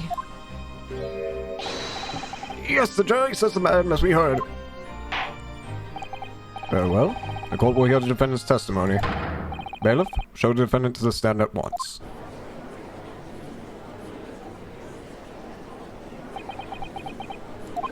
Now, maybe what actually happened that night will finally become clear.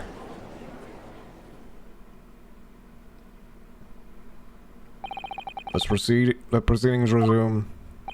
Mr. McGilded, have you been listening to the discourse of the day? To be sure I have, my lord. There are now two matters on which court desires to hear from you. The first is whether or not there was a third party with you in the omnibus as cabin, as proposed by the defense. The second is that if such a person were indeed present, why did you conceal that fact from the police? God, no, it's not in my nature to hide anything at all. Just answer the questions, please. The truth of the matter is, I've been desperate about this all along. Do I tell you so, or keep me mouth shut? Tell us what, Mr. McGilded? The fine fellow representing me is absolutely right. In the carriage of the night, with myself and the other man, there was another passenger. It's true. Aye, and 'twas me who helped the little urchin get away after it all happened. You... What?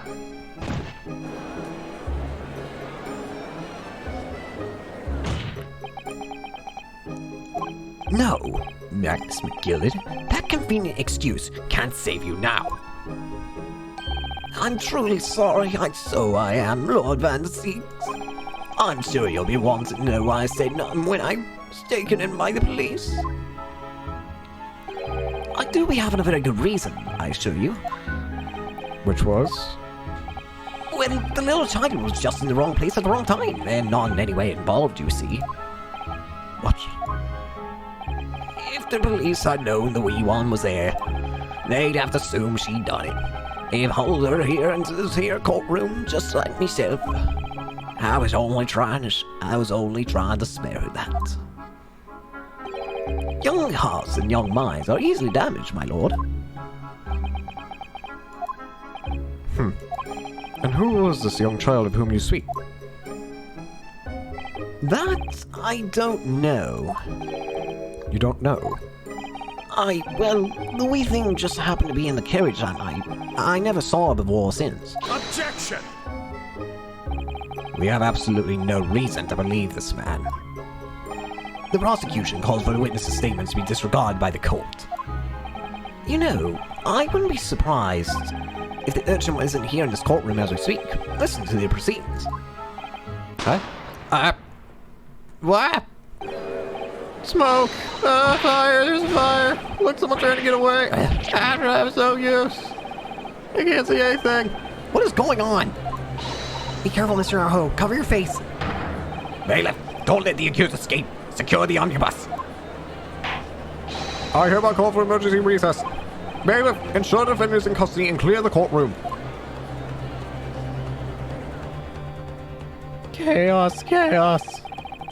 We are hurriedly removed from the smoke-filled old courtroom by the bailiff. Amid scenes of chaos as people stumbled over one another in their desperation to flee the chamber.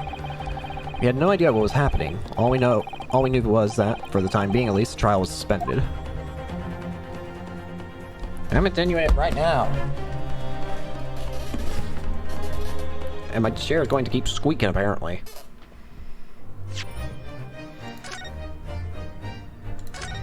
Alright. So, now the trial has gone into complete chaos, really.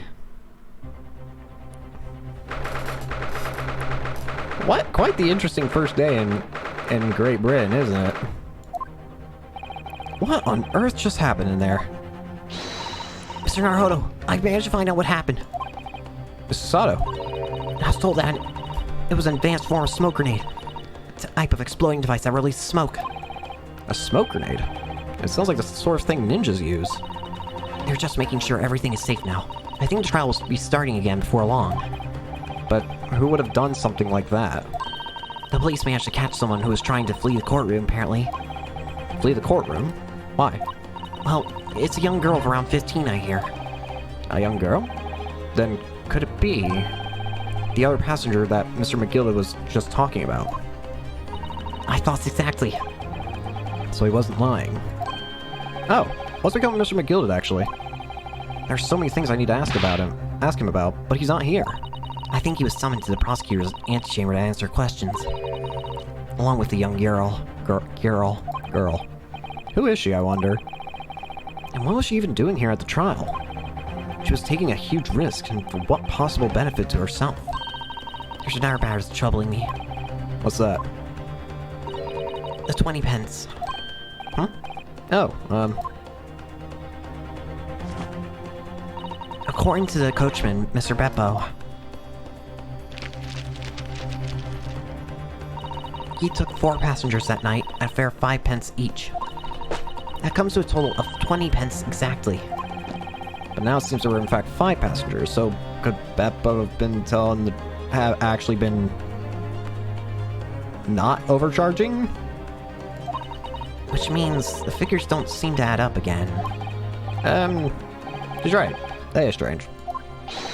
That's a defense, but I may proceed to the courtroom. Trial will recommence in 5 minutes. Oh, thank you, officer. We'll go in straight away. Well, wherever she is, I imagine this young girl will be asked to take the stand and testify now. I really can't imagine what she's going to say, but it could alter the whole direction of the trial. We'll know soon enough, Mrs. Otto. Yes.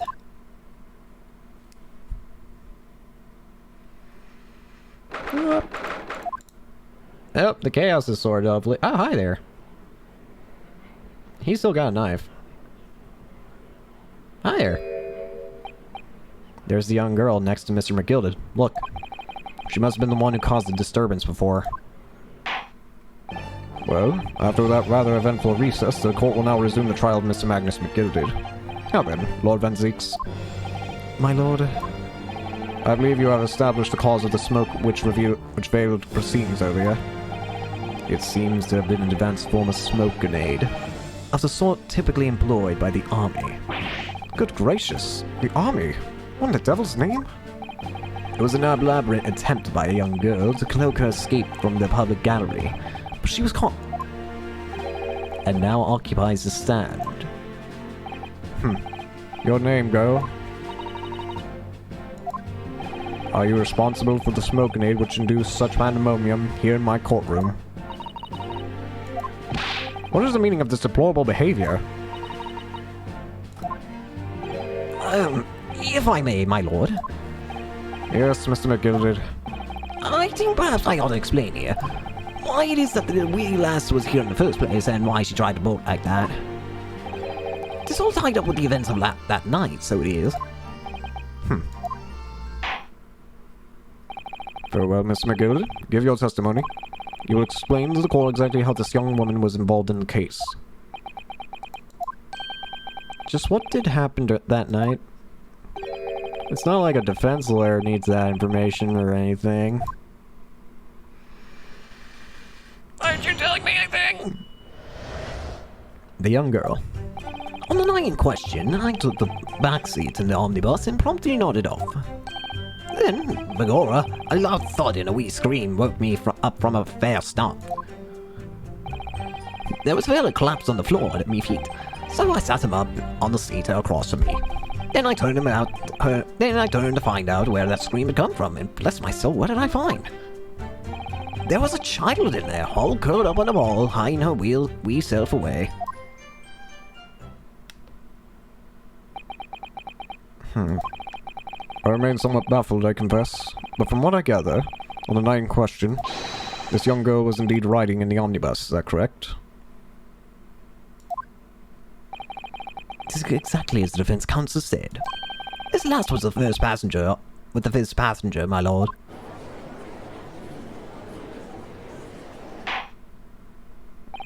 Very well.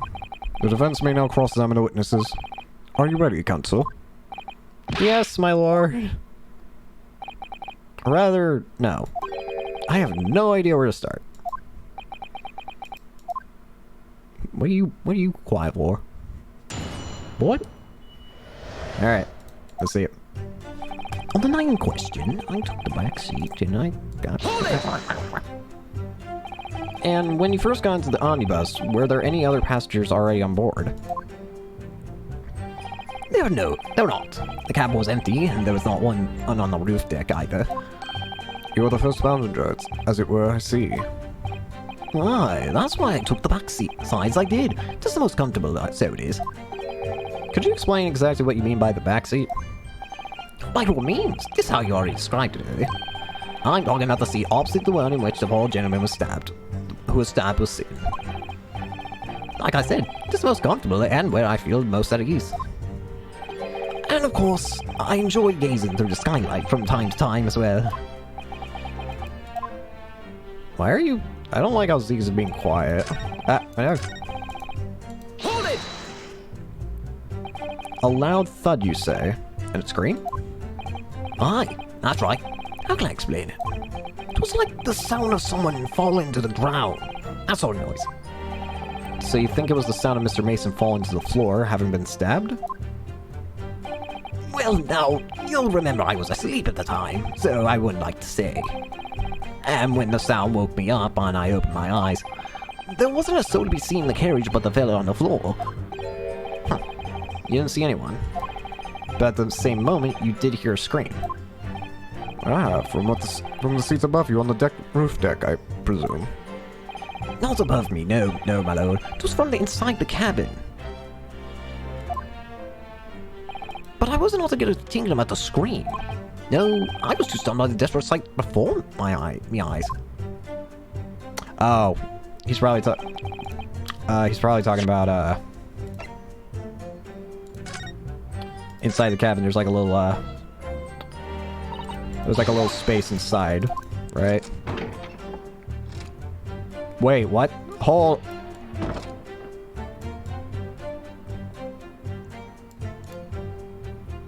Why is this here? Was this here before?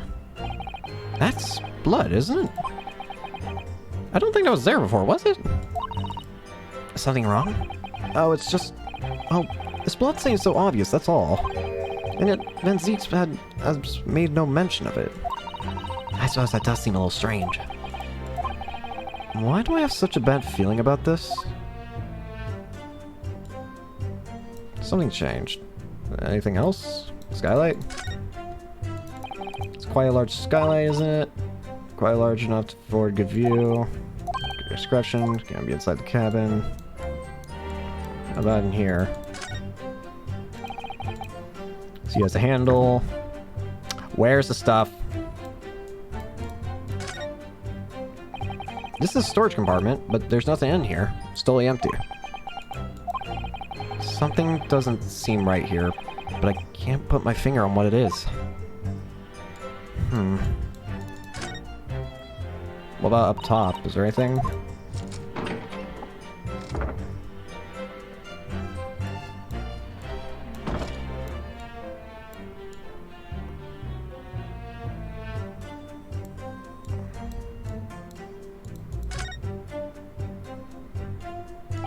You can certainly see inside the carriage is opening, close. It's not good for us.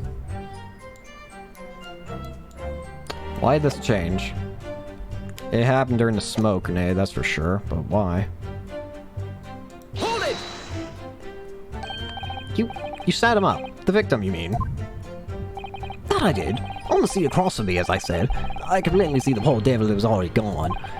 And you wouldn't leave a dead man just lying on the floor now, would you? Just common courtesy, so it is. I find that a little hard to believe. Lord Van Zeeks, now why would that be? You wake to find a man lying dead at your feet in the carriage. Any normal person would hail the cabman. Anyway, upstanding member of London society, that is. Well now, as you know, I'm in something of a special line of business. Business of lending money at exorbitant rates of interest. Unfortunately, my lord, not everyone is thankful for the help I offer them, and some would even see me dead. So I do try, where at all possible, to avoid getting myself in the tangle with trouble. Are you suggesting you were going to leave the man there? Oh, heavens, oh, life, no. I was always intending to report it, so I was. Only, I had a mind to find out whys and wherefores first. The whys and wherefores? Right you are. There are some details I wanted to understand before anyone has got to meddle in. The way you scream I heard, for example. I wanted your good self just do the same. Yeah. Screaming says he heard at the same time as the victim collapsing.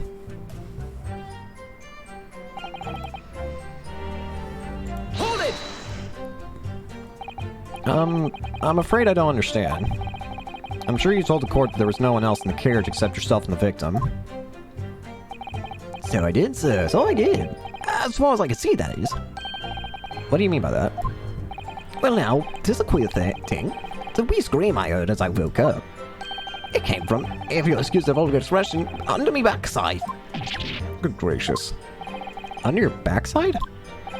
And when I lifted the seat on which I'd been sitting, I found that there was a wee cubbyhole over there for storage. Mr. Naruto, we can examine the audience ourselves, remember? I already did. Yes, of course. The whole bus was submitted as evidence. This would be a very good time to have a thorough look around inside. And that's when I found her. Hold it! You say she was hiding herself. Aye, that's right. It was hard to see in the dim lamplight, but she was all curled up in a wee ball. When our eyes met, well, my heart nearly stopped beating in my chest. Ugh. You're really overacting this. Still no. I pulled her out from under there and sat her on the seat opposite so I could have a wee chin wag with her. The seat opposite? That's right, just next to the dead gentleman there. What? You sat this young girl next to a corpse, sir. Well, as I'm sure I mentioned, a gentleman in my position can all too often find himself in mortal danger. So, I need to find out just who this urchin was, you see. And while I was in the middle of talking with her, I heard another scream in a fellow's voice this time. Presumably that scream was Mr. First, who was sitting on the roof deck seats. Right you are again, I would say, sir. Looking down through the skylight, he must have seen this young girl and the gentleman with the knife in his belly. In other words, the previous witnesses did not in fact see you at all, Mr. McGilden. What they believed to be yourself and the victim was in fact the girl and the late Mr. Mason. Aye, my lord. I was, as I think everyone understands now, sat at the back of the carriage, out of sight.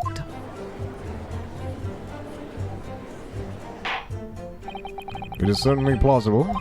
The defendant is somewhat diminutive in stature, and rarely confused perhaps for this young girl. After all that, of course. With the scream from the gentleman over us, the driver realized something was wrong, and pulled up the horses. Thank you. I've heard enough. The evidence is explained or clear in my mind. However, at least one conundrum remains.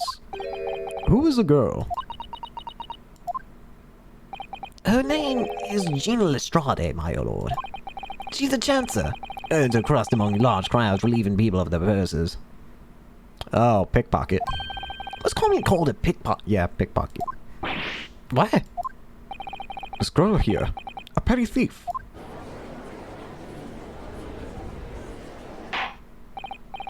Order, order! Is this true, Miss Lestrade?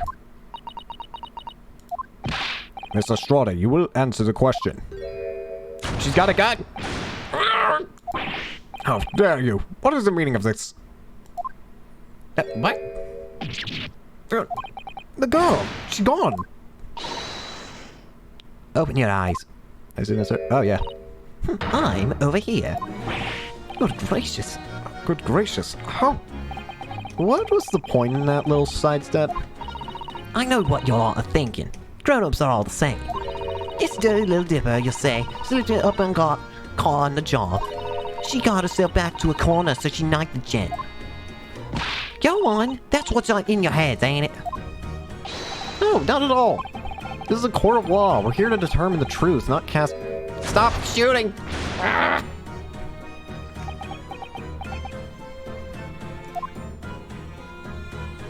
Look, knives are for cowards. Only thugs use weapons like that. All I need for what I do is these fingers.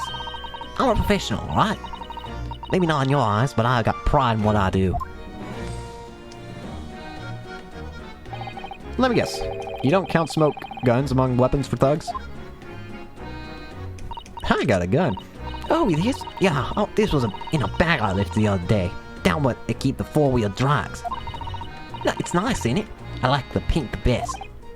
Do not wave the thing in my direction again. I'm just going to drink. So, you admit that you were riding in the omnibus on the night in question?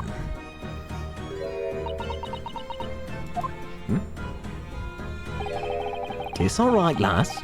You can tell him the truth now. Alright, yeah. It's just like the Irishman said.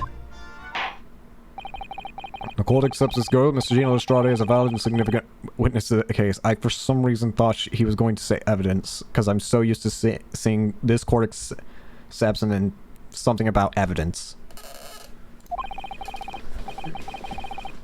This person is now accepted as evidence. Put them in your pocket now, Naruhodo.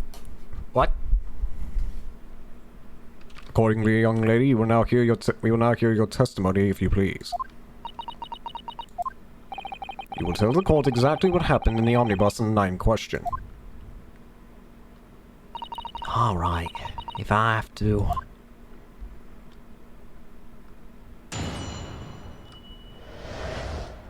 What the girls saw.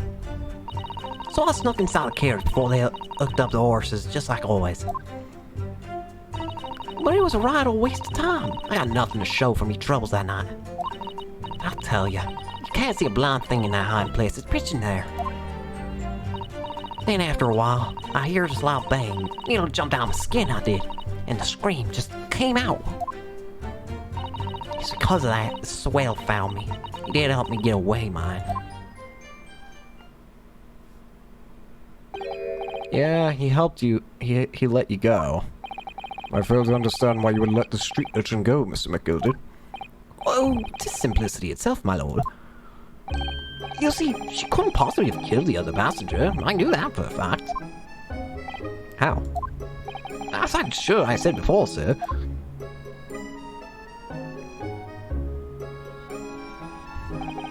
I was sitting on right on top of the place where she was hiding herself. I think a demonstration is called for. Get in there. This is where I sat that night. And the cubbyhole of which you have spoken is underneath the seat, I presume? Why is it empty now? Yes. It does appear just large enough to accommodate someone of the girl's stature.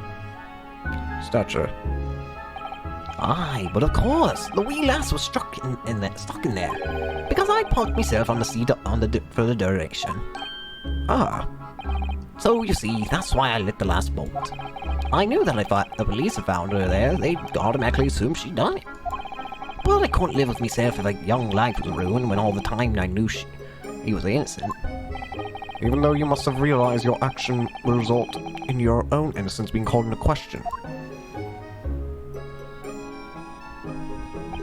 Not at all, my lord. Not at all. I knew in my own heart that I was innocent. So I thought it was worth taking a punt on my own good name for the sake of this less fortunate lass. My goodness. What a perfect jail, man. My lord, this final example of a man cannot possibly be guilty of a heinous crime like this. I'm ashamed of myself for having doubted you, sir. There's still one left, though.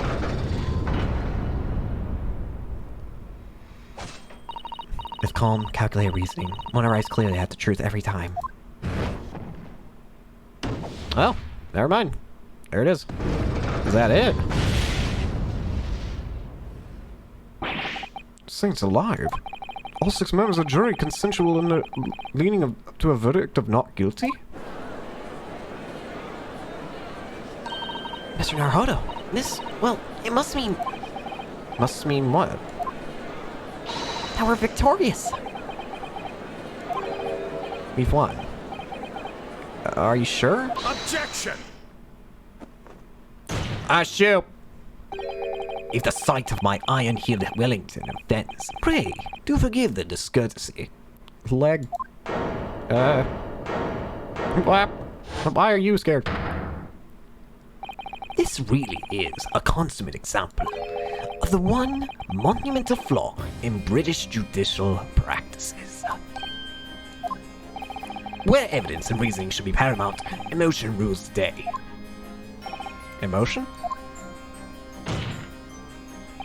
The witness's last statement gives us a clear insight into his true nature. What do you mean, his true nature? Do you really think Scotland Yard would have made such a glaring omission? As After the incident, the omnibus was comprehensively searched by officers of the police. Obviously, the interior of this cubbyhole, as the witness put it, was included in the investigation. The compartment under the posterior seat was full of a coachman's belongings. It's noted in black and white here in the police report. Good lord. The evidence has been tampered with. In order to corroborate Mr. McGill's story, someone has unlawfully removed everything from under the seat.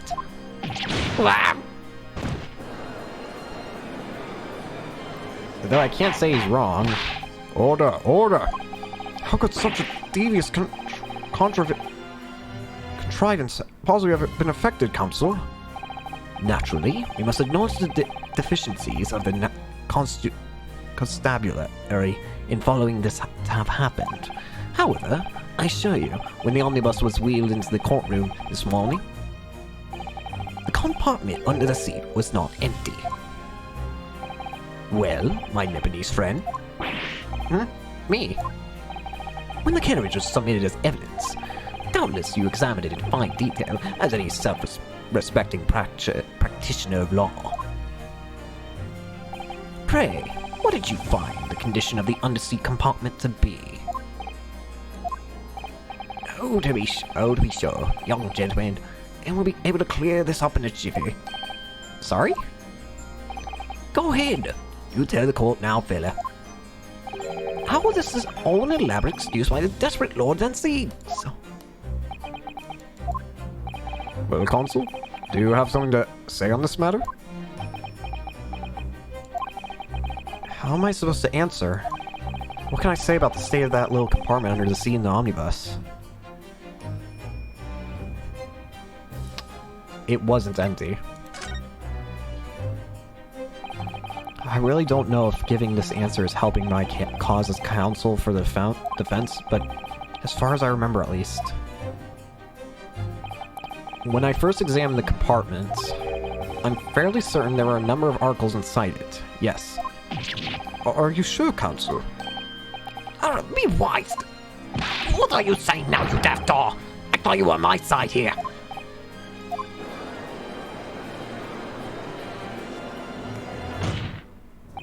What game are you playing? Your task is to defend the man in the stand. Why would you say something to compromise his position?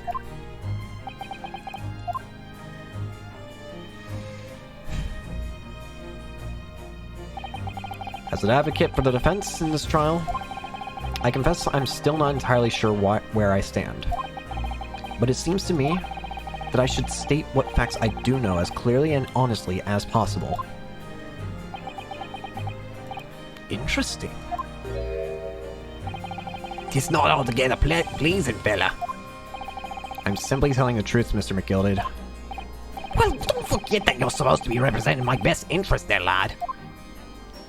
Now then, a fella's memory is a curious thing and not altogether reliable, no. The court must consider the facts. That there cubbyhole under the sea is as empty as the devil's heart, so it is. Do you think perhaps it would be in your best interest now to admit that you might have been mistaken? Why do I feel like something is not right here? I should like the jury to weigh in on this matter, I think. Sure. That compartment is designed to house equipment used to maintain a smooth run in the carriage. The guild's rules state the omnibus should be properly and fully equipped at all times. So it certainly wouldn't been empty on the night in question. Beppo isn't that responsible. That money lender and fleecer in the pick purse are lying.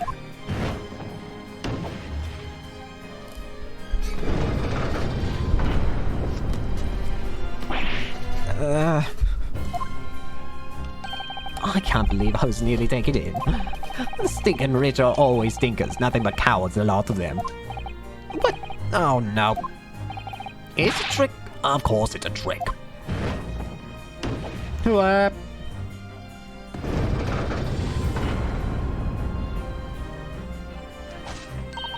Quite so.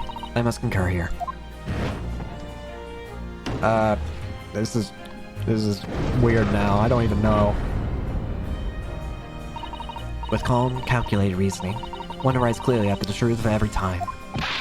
Yes, but every time a different truth, it seems.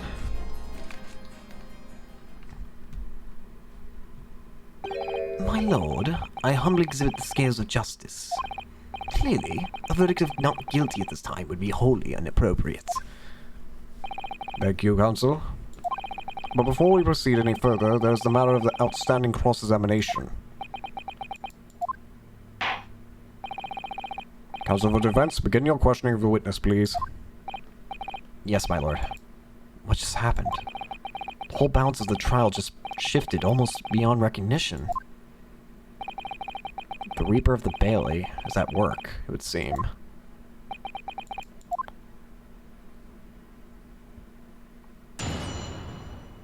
Honestly, I don't even remember what was said in the cross-examination. Alright, press. Hold it! So, you were already in the omnibus before it even set it off on its run? Well, yeah. I mean, what's the point of spinning a joke?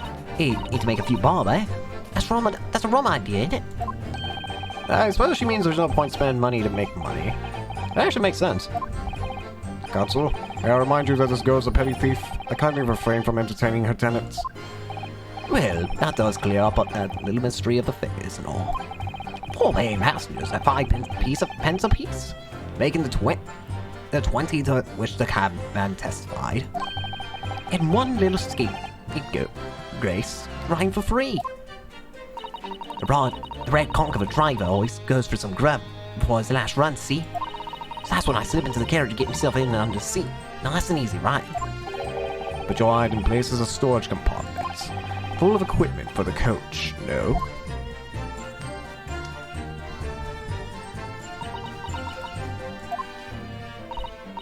Yeah, there's brushes and buckets and whatnot in there. Sure. I always chuck all that into and cram it in a corner somewhere.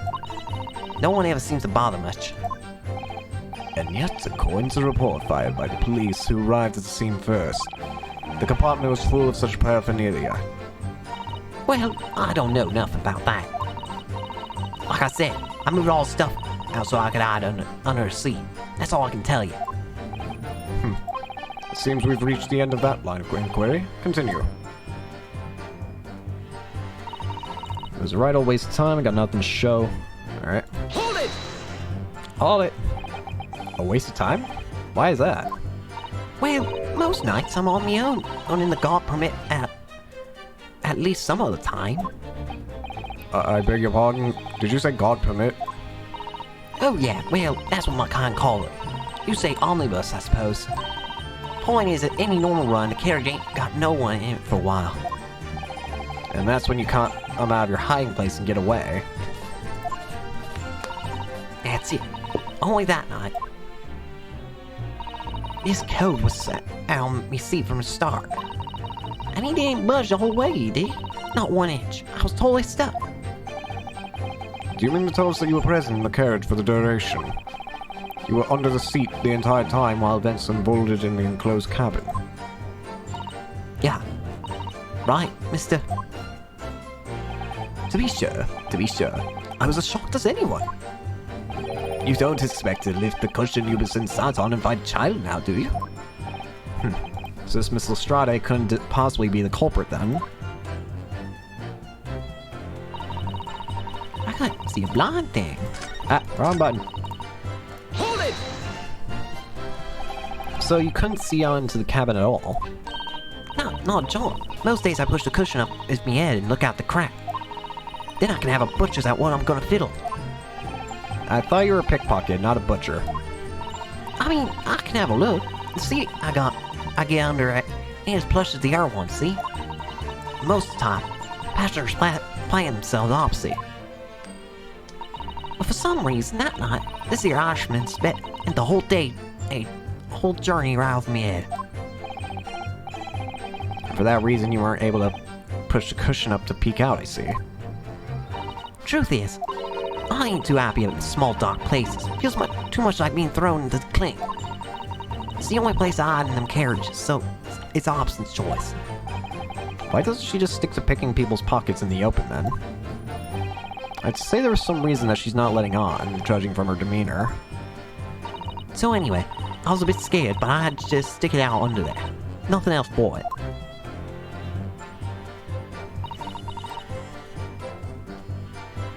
Hold it! Alright. When you say a loud bang, do you mean the noise of someone falling to the floor? Could have been, I suppose. I don't remember so well. Point is, it made me jump. And you let out a scream, involuntarily? That's right. And then I felt the cushion over my head get lighter all of a sudden. Presumably when the defendant got up in order to help the victim, yes. Or not. It could equally have been the moment the accused stood up in order to stab his victim, could it not? Well, girl, did you see what happened after that crucial moment? Yeah, I saw it. I pushed up the cushion and had quick butches while I was at my chance, didn't I? The Irishman was sitting up, the bloke went falling on the floor on the seat opposite. That matches Mr. McGill's account, of course. But then, the fella suddenly turns around and looks at me. I slipped right back down again, but he was too late by then. I should never have risked looking.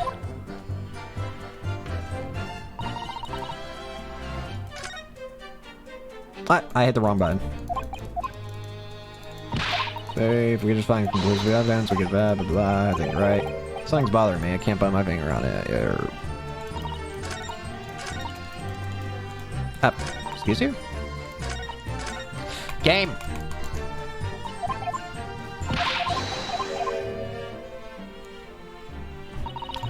One, 2, 3, 4. Press. Thank you. And when Mr. McGill discovered you, he pulled you out from under your hiding place? I was scared stiff I was. He dragged me out and sat me down on the seat and all. Next to the victim, Mr. Mason. Yeah, the bloke had a knife in his guts, he was. Still bleeding. And the carriage lurched a bit and he ended up falling out to me. Yeah, how awful. Both me and my hands got covered in blood. It made me feel sick as a dog. Both her hands covered in blood. That must be what the rooftop passengers saw. After that, I believe you talked with Mr. McGilded for a while. Is that correct? He asked me some stuff. Wanted to know my name and what I was up to and that. Now I heard something from above. Someone screaming. Yes, Mr. First on the roof deck would presume. One would presume. Well, I didn't want to have no one see my face, so I didn't look up. And the horses were drawn up smartish, and this here Irishman said this to me. Get back under the seat. I'll see that you can get away later.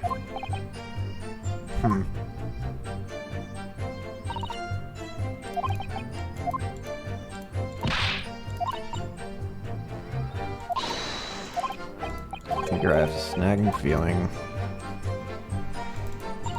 Snug in the couch and before they looked up the horses, they right waste of time, got nothing to show me troubles. I'll tell ya, you can't see blind thing in that hiding place. It's pitch black in there. Then after a while I hear this loud bang, nearly jumped out of my skin, and I did.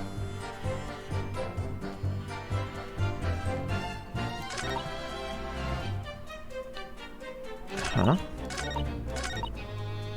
It was the right waste of time. I got nothing to show me troubles. So what evidence do I got out here that could possibly work out here?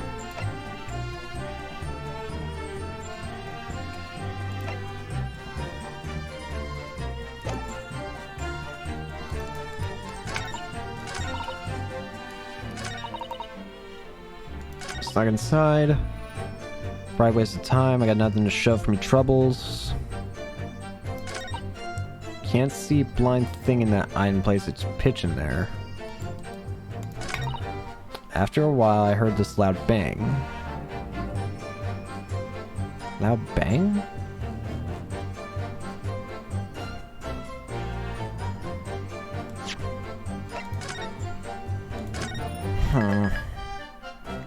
The carriage?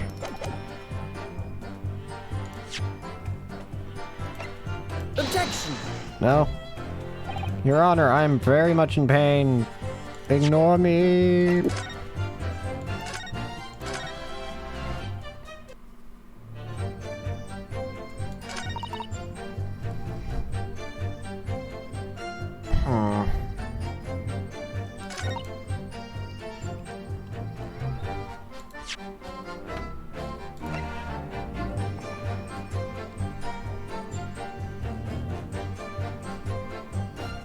Objection! Not the death report. Not the autopsy report. Why do I keep wanting to say death report?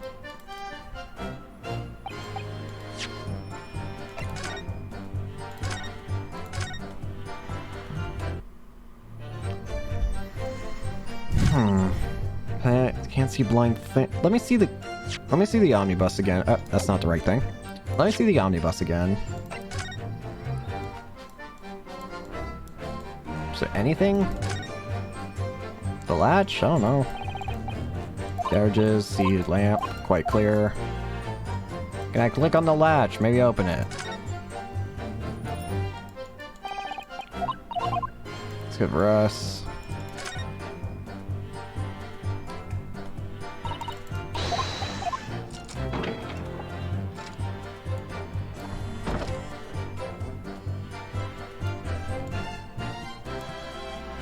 Wait.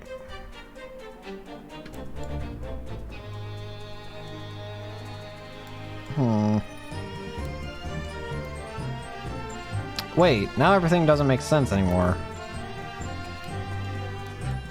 Things feel flipped now. Wait, wait.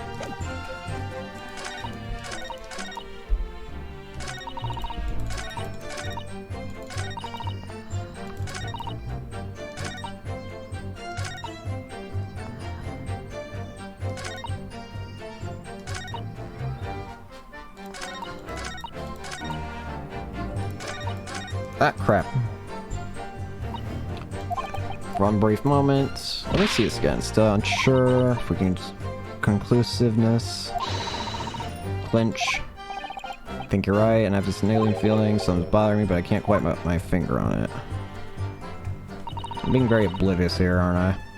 I'm stuck inside the carriage they hooked up to horses, just like always. But it was a right waste of time. I got nothing to show for me troubles that night.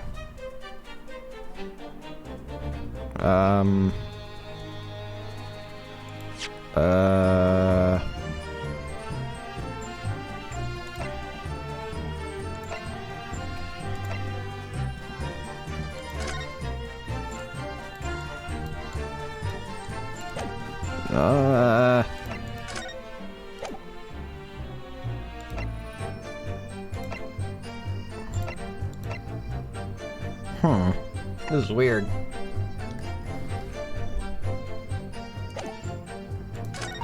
You can tell it was... Can't see a blind thing. Let's try repressing. That bang. Could have been, suppose. I don't remember well. Maybe jump. Scream. That's right.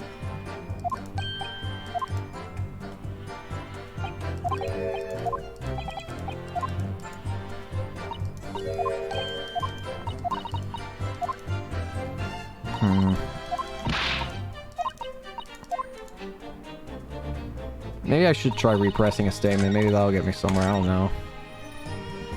Hold it! Couldn't see the cabin at all.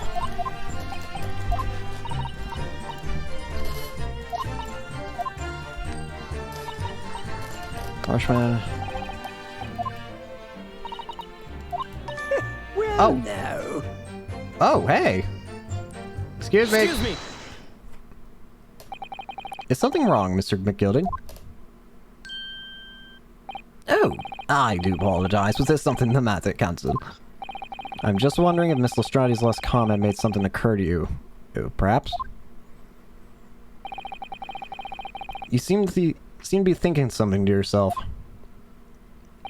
Oh, no. It was nothing important. I was feeling bad for the poor lass is all. I remember feeling desperate myself as a young lass, shut up in the dark. It was terrifying, so it was. I see. Yes, I'm sure we can all sympathize. I'm still scared of the dark now. Aye, and I don't know about yourself, but I find that the darkness seems to make everything that much louder as well.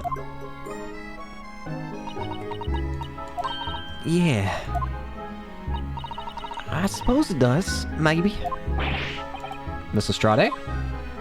Did you hear something that night? Anything? An unusual noise, perhaps?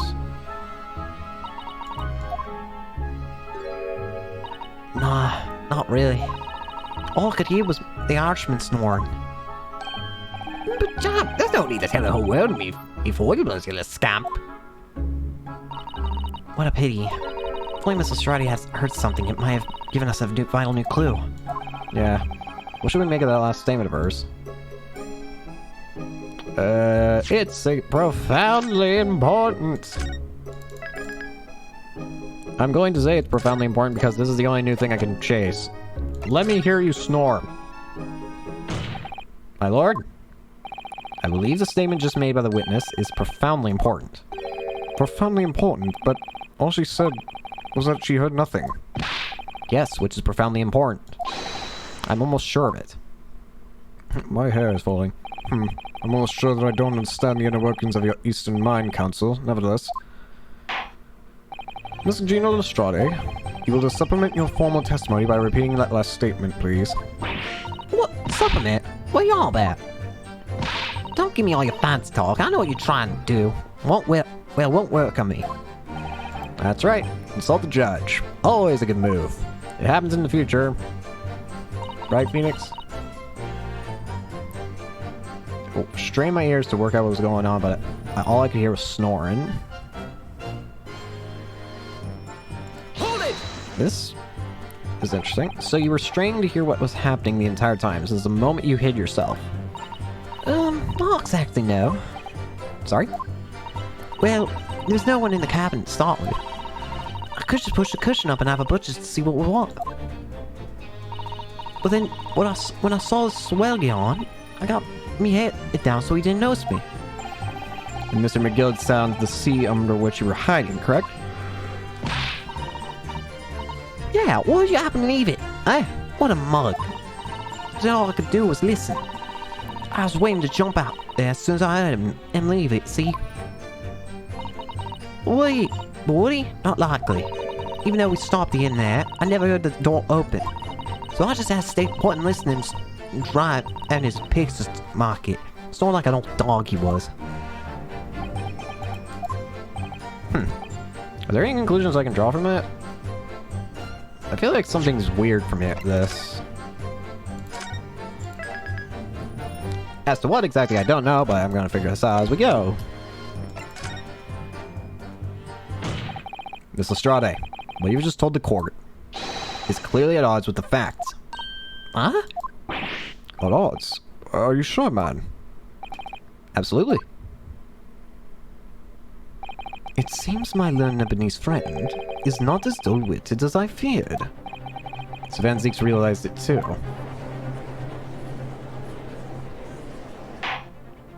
Counsel, I must insist that you bolster your claim with evidence, or some complicit party's name at the very least. Yes, my lord. I expect you to demonstrate this alleged contradiction to the court. According to Miss Lestrade, while she was hiding in the omnibus that night, she heard nothing but the sound of Mr. McGilded snoring. But think, Ryunosuke, think. There's something else she should have heard.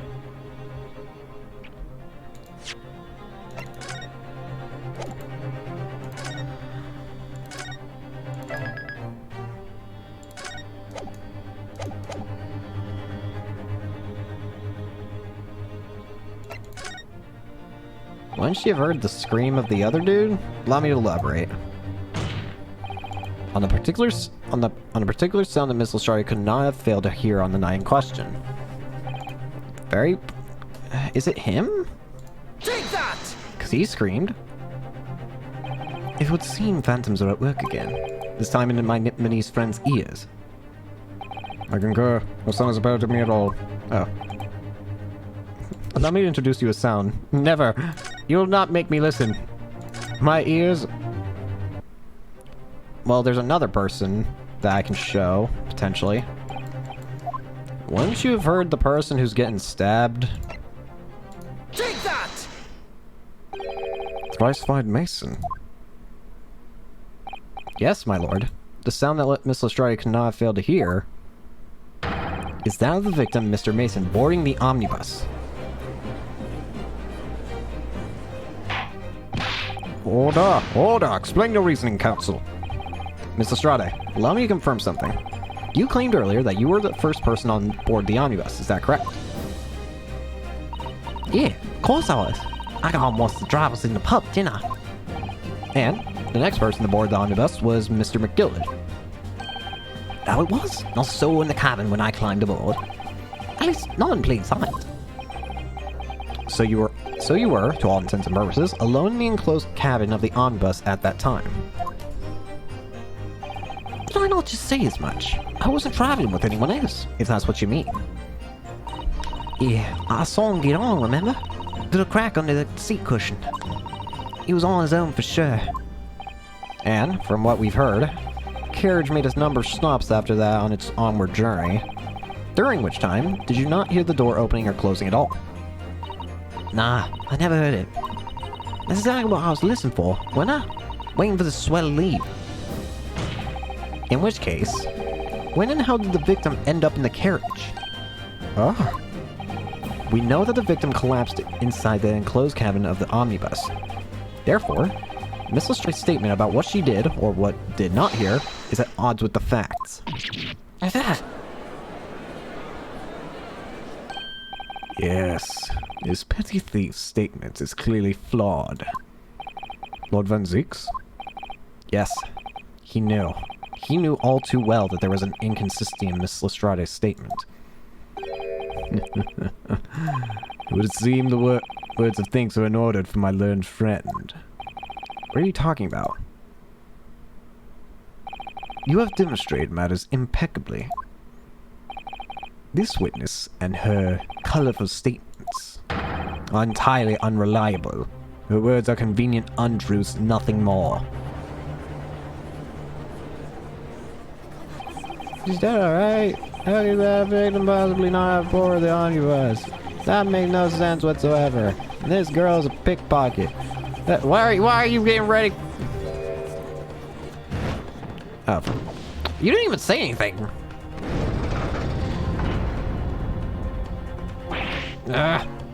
She didn't even say anything. I didn't want to judge the dear little mite just because she had some rare naughty ways. I must say, I can't buy liars. Nor can I. Mr. Foreman. I don't want to judge a girl just because she had some lubrious ways. I must say, I cannot abide liars. I don't know what voice to give you.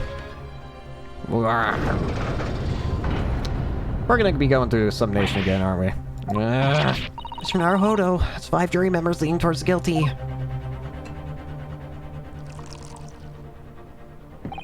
Well, your consideration for others is refreshing, Ebony's friend. The considerable troubles you have spared me.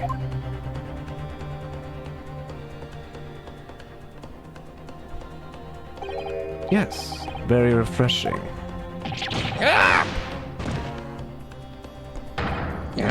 What are you playing at? Have you forgotten who you're working for, you useless Eastern man? This carnage is perfect. Juror number 2 is the only one left. Mr. Naruhodo, the way this is going. I know. If we can't find some new way to convince everyone of Mr. McGilld's instance, the judge will rule and we'll have lost. I very much wanted to believe the words of one of the London's most respected gentlemen. But those of us in service know we must accept hard truths. Here we go again. Hold it!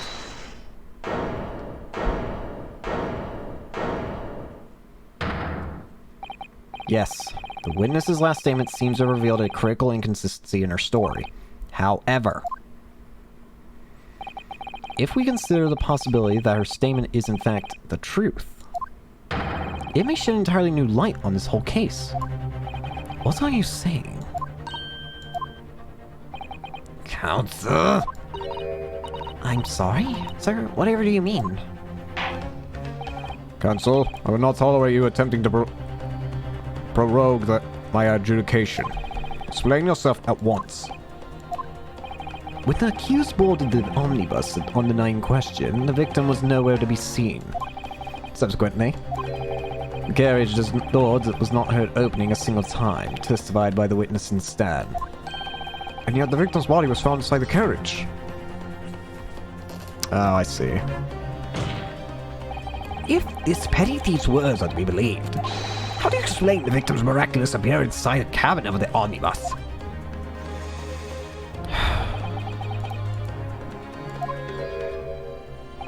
There's only one way to explain how the victim came to be inside the carriage.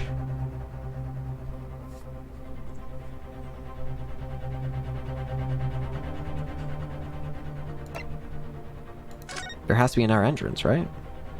If the door wasn't opened even once, the only explanation is that the victim entered the enclosed cabin some other way. Objection!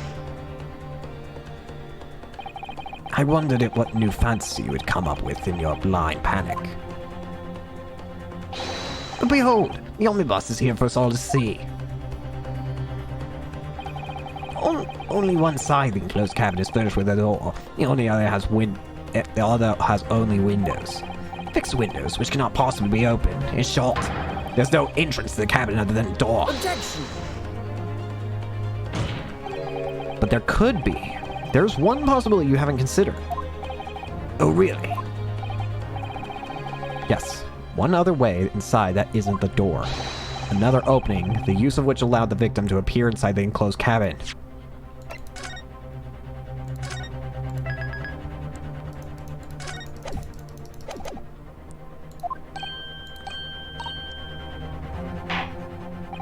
Alright, Counsel.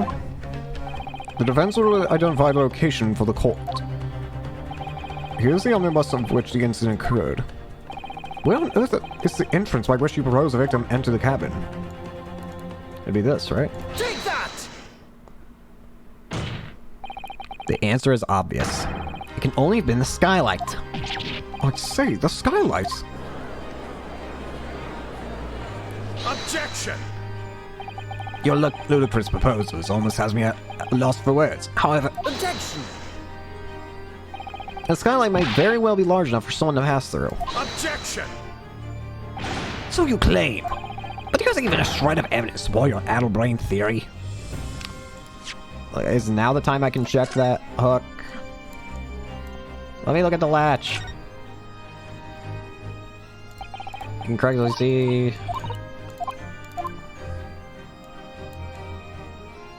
Whatever.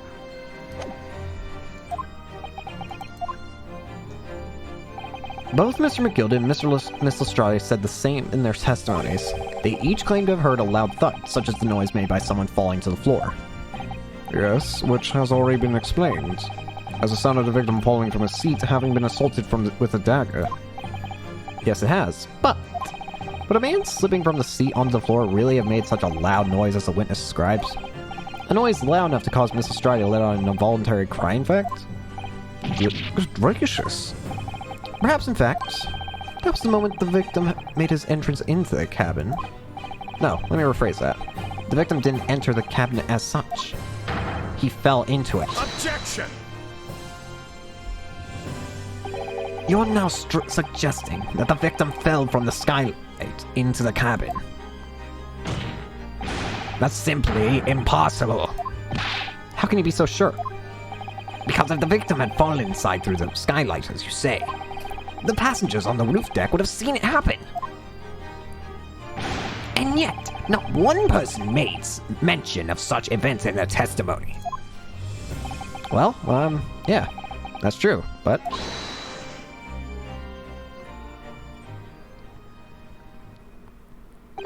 Might a humble fella make a wee comment here? Mr. McGilden? To be sure now, the two fellows who were sat on the roof that testified before saw nothing of the victim falling through the skylight. But it seems to me, my lord, it's not so much a case of them not saying, but...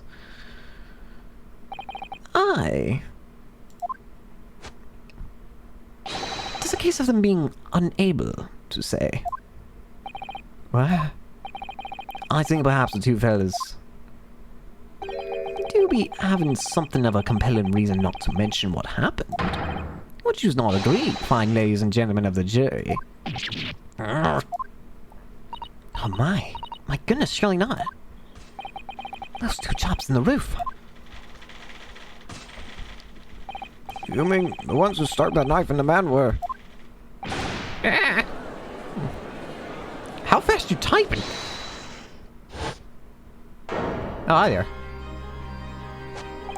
Just what exactly are you insinuating here, you blither? You rot, like you said. You rotter. What are you insinuating? What are you doing? This is a flaming outrage. I have a good mind to give you a blinker in that minute. He'll give you a shiner in a minute, he said. It's all I. Mr. Fairplay? You're effectively accusing me, a steady gentleman and well-respected banker. And me, a very angry hatter. Suggesting that someone like me could have stabbed the man in the guts. It's a disgrace. It's scandalous. It's... I protest in the strongest possible terms. That's right, I protest too. Like you rotten scoundrel.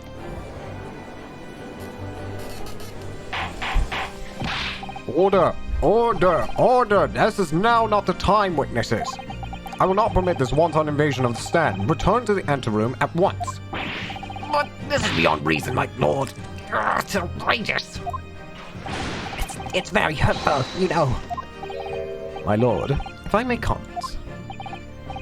Go ahead, Lord Van Zeeks. It was the defense that incited this outburst from the witnesses. My learned friend has seen fit to abandon all protocol and accuse the witnesses without proof. Accuse? I never intended to. It seems, young Nipples, that your command of the English tongue is wanting. You proposed to this court that the victim fell through the skylight from the roof deck of the omnibus. The hypothesis cannot possibly stand without the rooftop passengers being aware of the events. You have branded these gentlemen liars. You have intimated their criminal guilt. In our British courts of law, that is what's termed as a baseless accusation. I know I was rash to put this idea forward with any actual evidence, but you can't just dismiss it without a second thought. What are we wasting time for?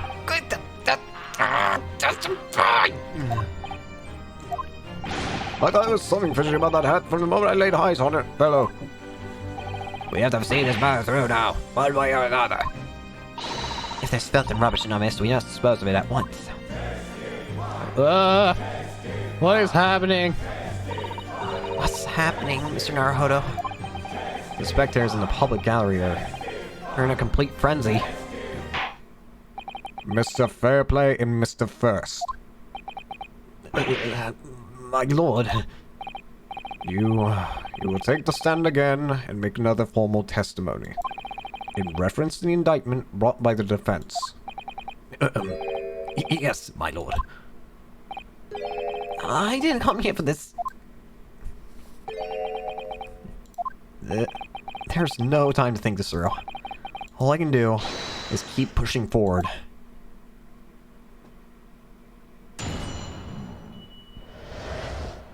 Refuting the accusation. We were the only two people up on that roof deck, dead or alive. I can swear to that. If anything were happening where we were sitting, don't you think one of the other of us would have noticed? In any case, neither of us know the first thing about the victim. We had no reason to kill the man. The skylight was shut the entire time, I tell you. We couldn't possibly have opened it. If you're so sure the victim fell through the skylight, where's your proof?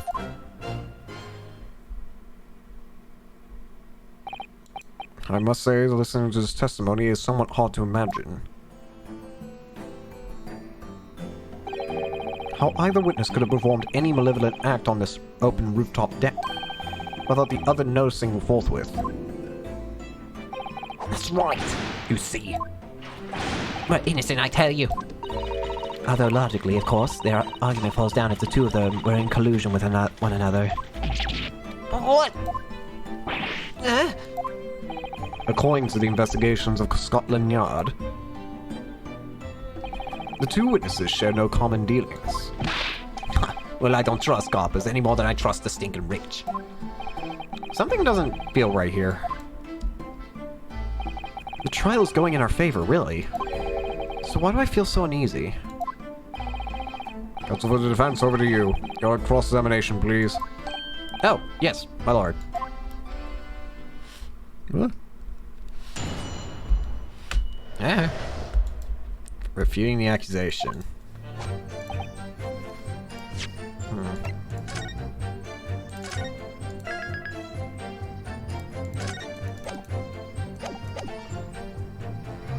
Hold it! Hold it. So at no time did the victim, Mr. Mason, climb up to join you on the roof deck. Absolutely not. Again. No question about it, she said. Not at all. Oh, but yes, of course. I remember seeing them both.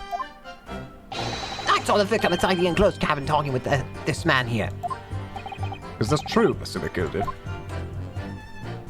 Dear me, my lord. At the risk of repeating myself, I boarded the omnibus alone and nodded off inside almost immediately. Now, that's an outright lie. Without doubt, you were engaged in...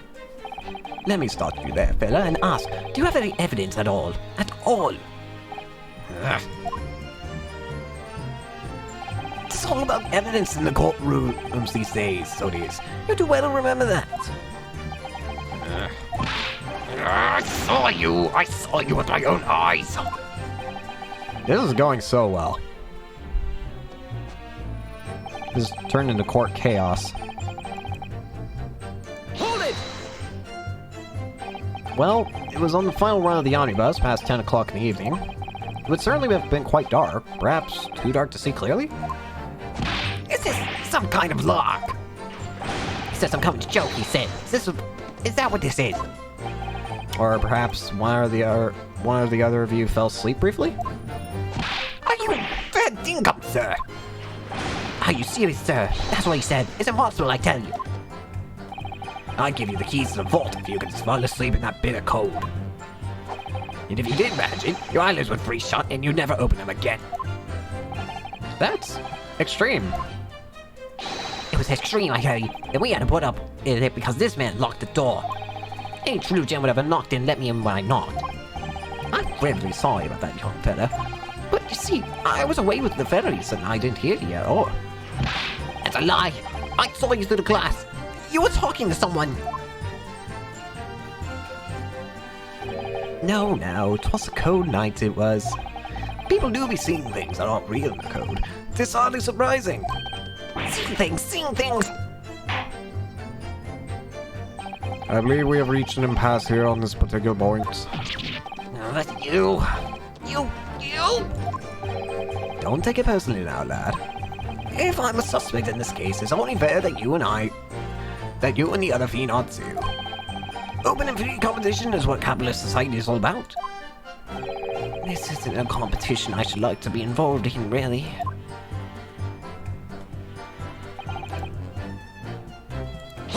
Hold it. So, you had never met Mr. Thrice-Fired Mason before. Oh, love, no! Not once, never! He never met the man before, he said. Never! And you, Mr. First? Had no prior dealings with the victim either? That's right, sir. Habits don't have much to do with brickmakers, to be perfectly honest. No, I imagine not. You see, how many different ways can I put this? Neither of us had the remotest connection to... Well, no. The gentlemen who were inside the cabin. Excuse you? Mr. McGilded. Excuse me! Mr. McGilded? Yes, counsel. What can I be doing for you? Did the witness's last statement give you pause for thought somehow? Not the remotest connection. Is that right now? I wonder. What are you insinuating now?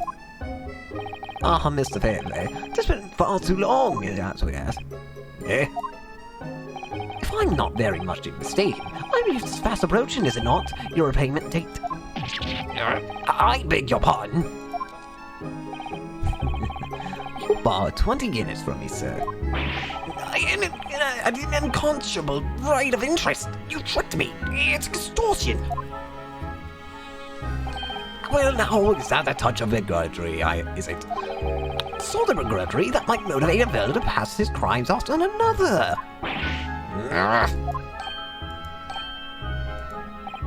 And young Mr. First. Me, sir?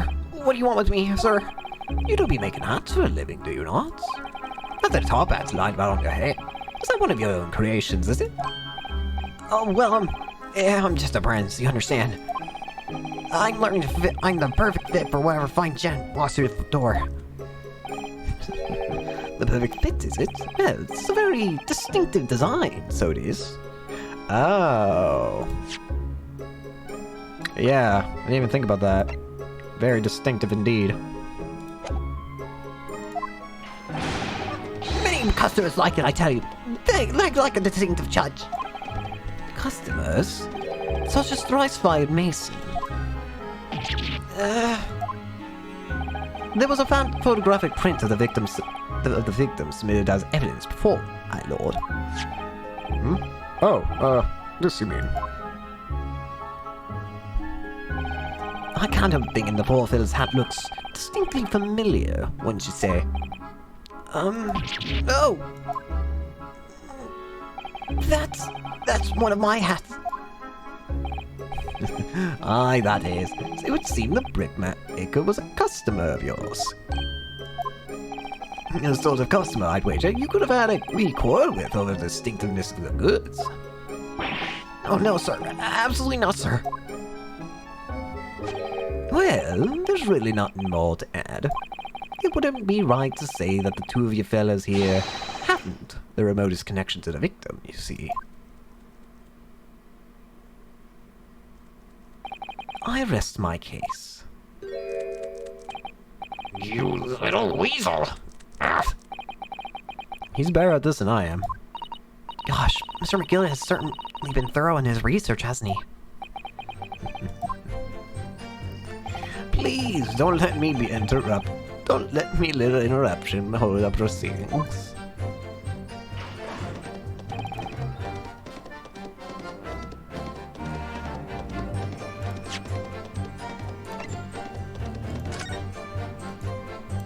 Was it opened? You can certainly see.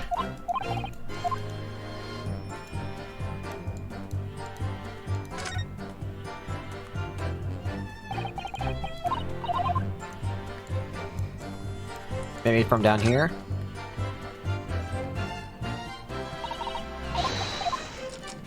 What up? Scarlight.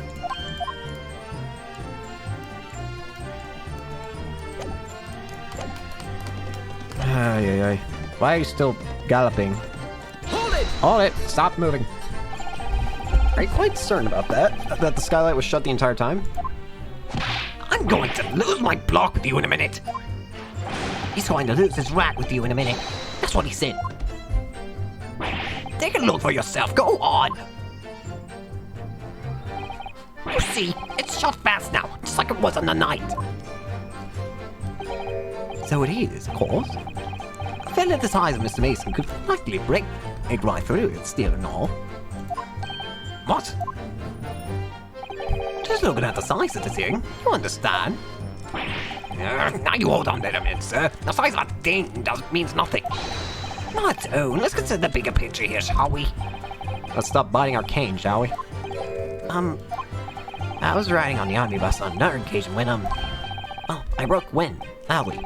I shot myself with it as it happens. This is an unexpected confession, Mr. First.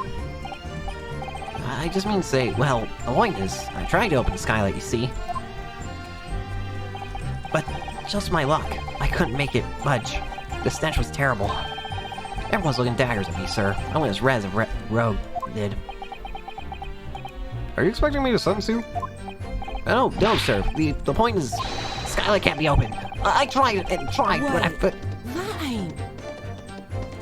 tried and tried when I was inside that cabin in shame. Excuse me. Excuse me. Gina. You have something to say about that, Miss Lestrade? Miss Lestrade! It opens. The skylight. That's what we're talking about, right? I'm gonna shoot. Hold them skylights open, dead easy. More easily than you can load that weapon. That's a lie, I tell you. Otherwise, I'll when I can't do it from inside, you mug. Oh! Look, a few weeks ago, I was up on the roof deck of one of them drags. And I had a great haul. I mean, I had purses coming out of my ears. Mr. Strade, this is not the forum to be eulogizing on the subject of your criminal activities. Well, anyway, I had a bit of a scare. When I lifted the left bloke's purse, he got wise. All four of them surround me, and I couldn't up off the bus and leg it. So what I did was I used the skylight. I opened the catch and jumped right through. What? Yeah, the catch for the skylights is on the top side. That's why you can't open them from the cabin. The skylight opens from the roof deck? Bailiff, climb up to the roof of the omnibus at once and verify this witness' claims.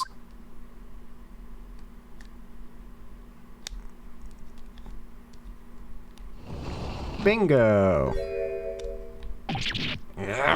Oh, my hat! See?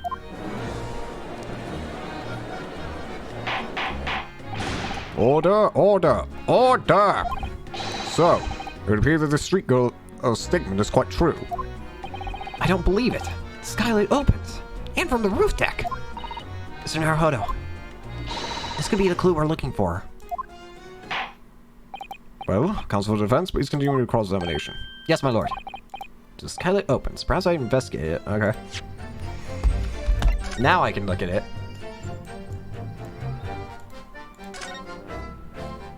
Open it! The skylight was fastened shut before. But now the catch has been undone. We should be able to open it now. Is there anything? Oh, hello there. Mr. Little Not that!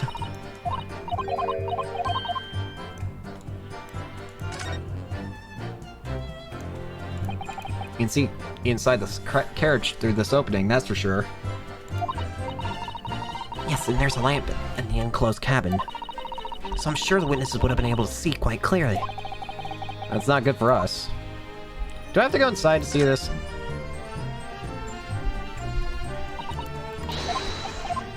Let me in.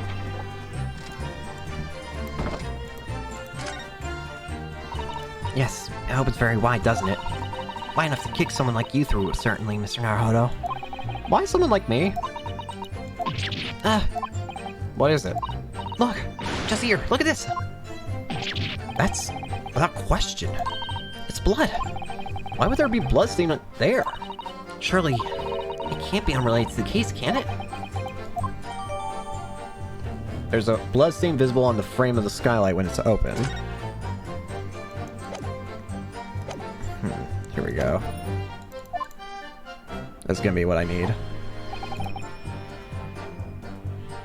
Oh, hey.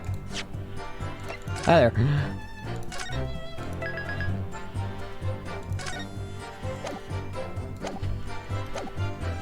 I have proof. Objection! On the night in question, the victim was fatally stabbed in the stomach. And immediately afterwards, the victim's body was pushed through the skylight into the cabin below. Those are the facts, and the irrefutable proof remains clearly visible in the omnibus that stands before us today in this very courtroom. What? That's not a humbug. You can't possibly have any evidence. No, you can't. I mean, we didn't do it, I tell you. It's impossible. Irrefutable proof. Here, in this courtroom. Counsel, Yes, my lord. I believe everyone would appreciate a little more clarification here, Where does that lead in within the omnibus is this evidence that you allude to? You'll point out where? Hey. Tommy! By Jupiter, is that blood? This bloodstain proves two things. Firstly, when the incident occurred, the Skylab's omnibus was open. What? And secondly, the victim was already bleeding when he fell through the opening. Oh my! And so it follows that Mr. McGilded, who was inside the enclosed cabin himself at the time, cannot possibly be guilty of this crime. No!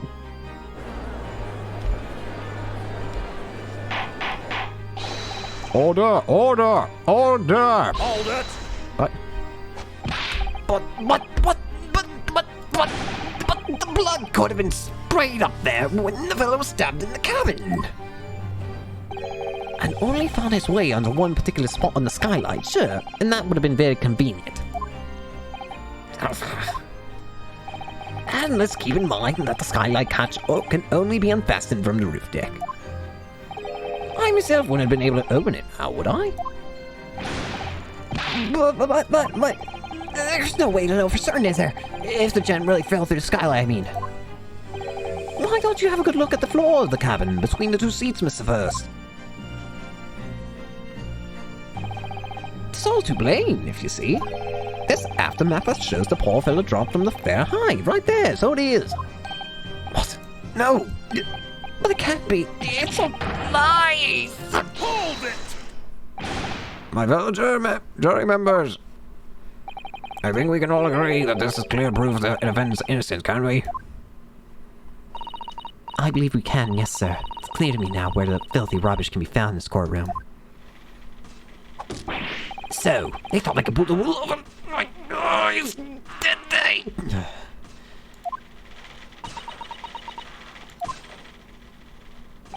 I won't tolerate anything else carriages being sullied with blood. I won't tolerate.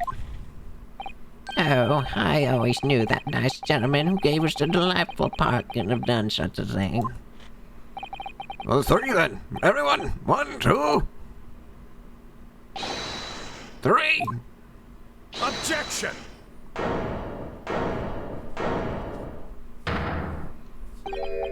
a chilling performance, Mr. McGilded.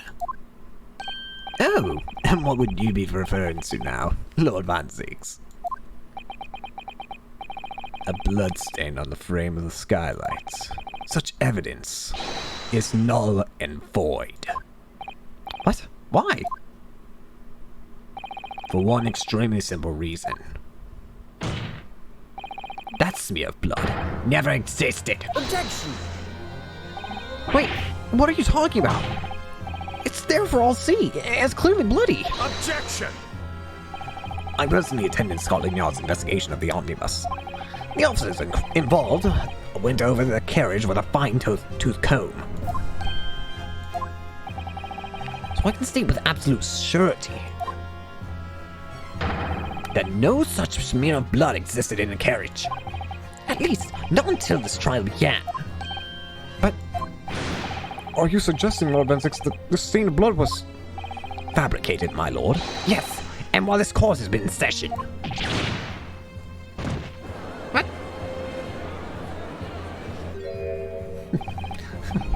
What's up, Palaver? I must say, I didn't expect such crude reasoning from a prosecutor of your standing, Lord Van Zix. But I'm Magnus McGilded. I'm fellow known all over the capital for those fine contributions to public life. I don't take kindly to slander, and I'll fight it to the bitter end. Even if it's rolling off the tongue of the Reaper of the Bagley. Mr. McGilded, I realize this is your first appearance in court as the accused. However, I'm well aware of your involvement behind the scenes of a great many affairs of dubious nature. You're very adept when it comes to avoiding getting your own hands dirty. And each time it happens that a case you're involved in is investigated, you adapt to the facts. Adapt the facts? What does that even mean? When you wield a fortune the size of Miss McGill's, however ill-gotten it may be, nothing is impossible. Tampering with evidence, manipulating the scene of the crime, bribing witnesses. I toast your ability to concoct the most convenient of stories, sir. Lord Van Zakes, this will surely not do to be. This will not do to be sure. Will it now, Counsel? Huh? No. I think it's fair to say this does all sound like a rather far-fetched excuse by a desperate man. The blood in the skylight didn't exist, you say. But if you was all cast your minds back, is it not true that the omnibus has been there in the courtroom this entire time? How could anyone possibly put a smear of blood in it without the word in his wife seeing? Isn't that right now, Counsel? It's true. The omnibus has been in full view of the entire time that the court has been in session. My learned friend, here's to hearing your opinion on this matter, in your own words. As you wish. Could someone have tampered with the omnibus during the trial? If you're asking me, I think... Why not?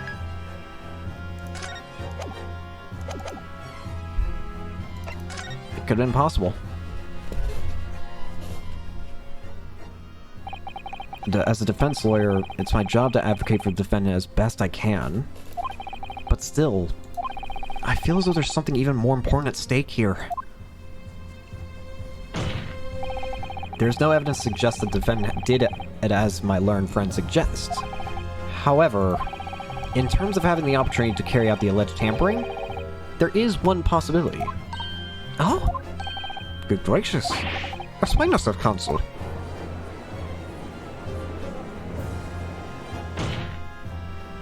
Yes, there is. It seems my learned Nebonese friend has no intention of running from this deceit. Deceit?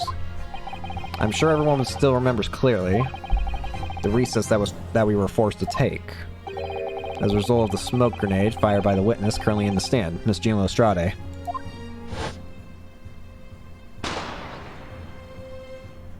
Smoke! There's a fire! What's going on? Careful! Don't let him escape! Get up on the high roof.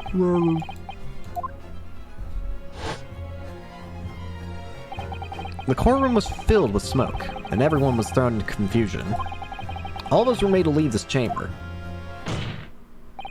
In that brief interval, under the veil of smoke and all the chaos, it could have been possible to steal inside the omnibus.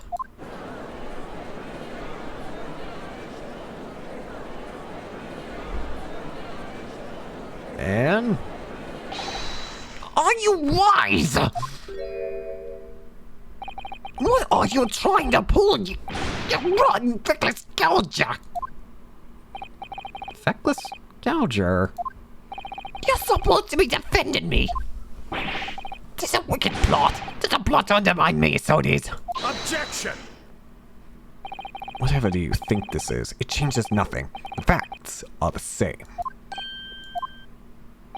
After this courtroom was evacuated earlier, as a result of the smoke grenade, a number of inconsistencies materialized in relation to the omnibus. Inconsistencies, such as... To start with, the storage compartment underneath the rear passenger seat. When the police investigated the omnibus, this compartment was full of the driver's items. Secondly, we have the smear of blood on the edge of the skylight. As I have said, it was not present at the start of the trial this morning. Unfortunately, Lord Van Zeeks, no one is able to corroborate your claims. That's true. When the omnibus was first wheeled out, both the storage compartment and the skylight were shut.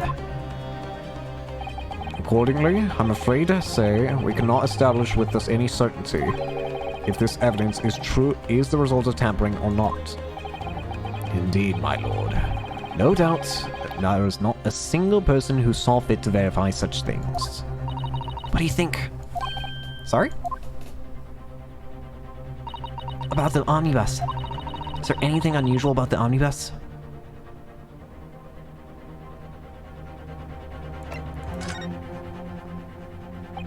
My lord, Yes, Counsel? there is one further inconsistency. A mark that surely could have not been present at the start of the trial. What? What in the devil's name are you going to say now? If you dare to betray me, you little maggot, you better stop watching your back. Objection! Silence, McGilded. The court awaits the defense's clarification. This trial keeps swinging one way and then the other. I have no idea what's the truth and what's deception. What am I supposed to believe here?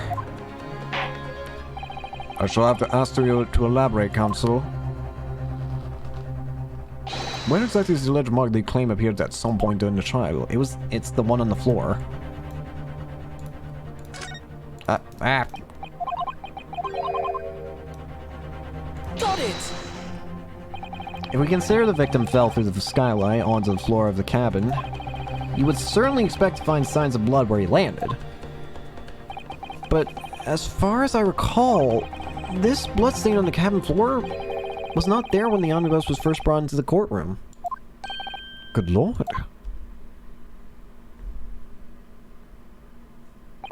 Yes, I do believe you're correct, Counsel. Well said.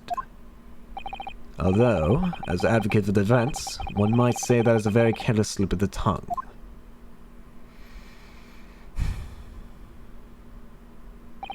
I believe that bloodstain on the floor is a decisive piece of evidence.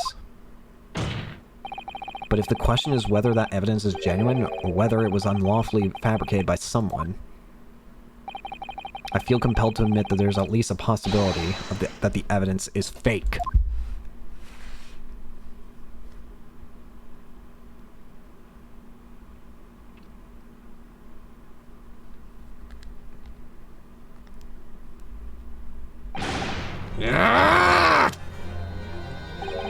This trial is over.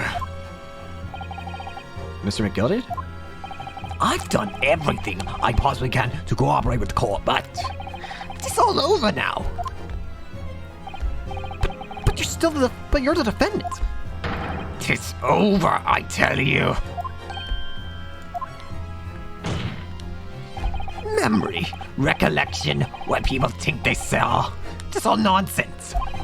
Facts are what count, and the fact is that bloodstain is there now. Well, And over the course of this desperate trial, long and extremely drawn out as it has been, that good-for-nothing Reaper of the Bailey has failed to present any decisive evidence at all. I'm scandalized, so I am. I thought better of Lord Van Zeeks. Well, my lord,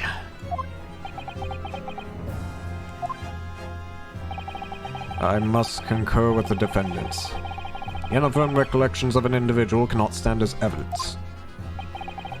At this moment in time, the particular bloodstain in question is very much in existence.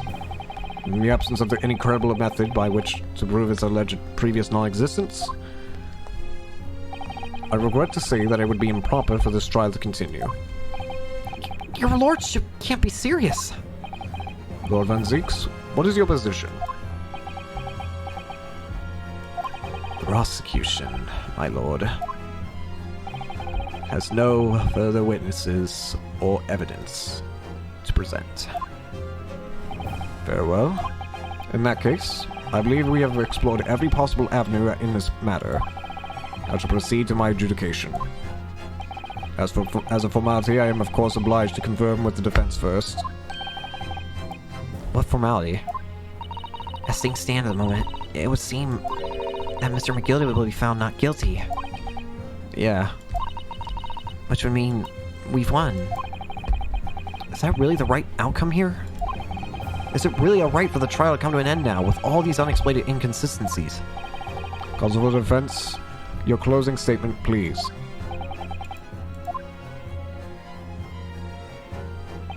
Yes, my lord. The defense believes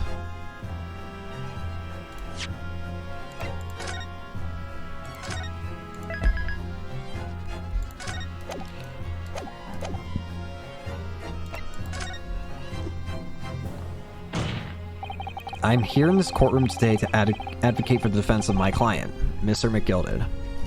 However, at this moment in time, I cannot in all good conscience attest fully to the defendant's innocence. What are you saying, man? Without any question, there is no conclusive evidence to prove that the defendant is guilty. However, there is also no conclusive evidence to prove that he is innocent. Good gracious me! Order! This is unprecedented behavior, counsel. A defense lawyer calling the accused innocent into question. Are you of sound mind?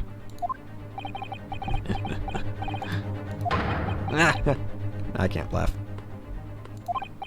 Oh, 'twas a grand decision to appoint you as my lawyer, so it was. A grand decision. What? I must say, I didn't expect quite such an exciting spectacle at the end there, but still. Here, have some of your troubles. Ow. Your job here's done, Pillar. And some fine work you've done, sure you have. What do you mean? It's just the right honorable gentleman to succinctly put forth. The trial can't go on anymore. And your closing statement there was, how did he put it now? Nothing more than a formality.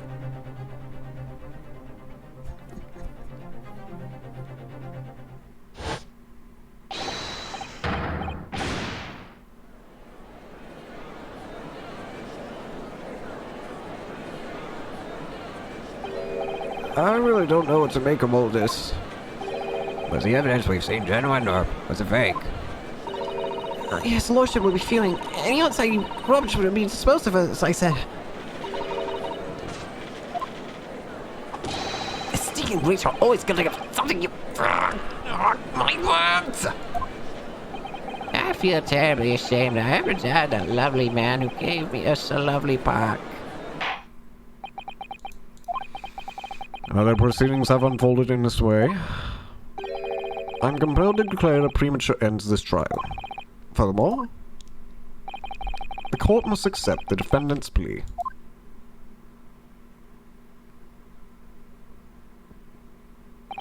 I thank you kindly, my lord.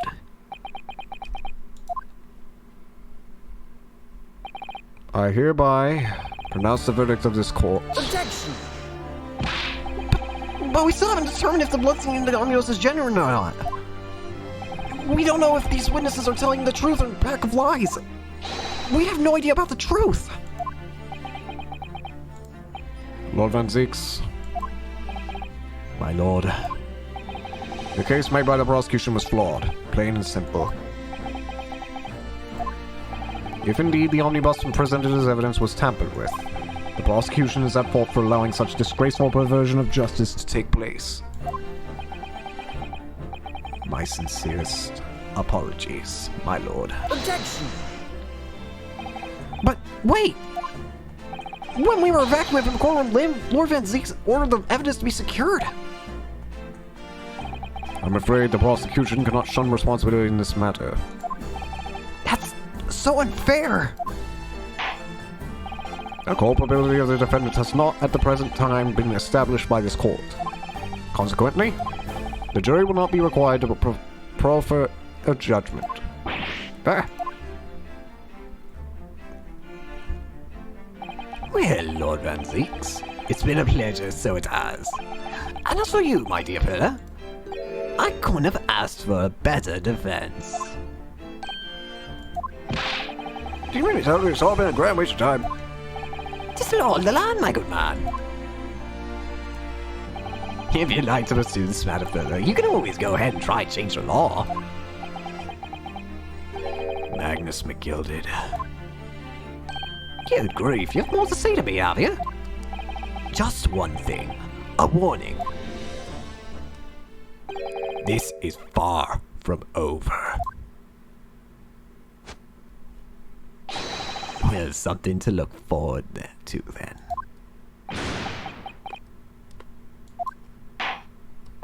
I hereby pronounce the defendant, Mr. Magnus McGilded, Yay!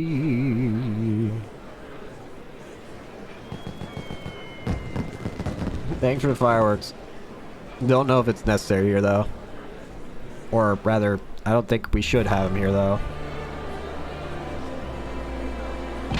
I can't believe this. This is an outrage. We have examined the evidence more. What are you talking about? The man's been cleared. He's innocent.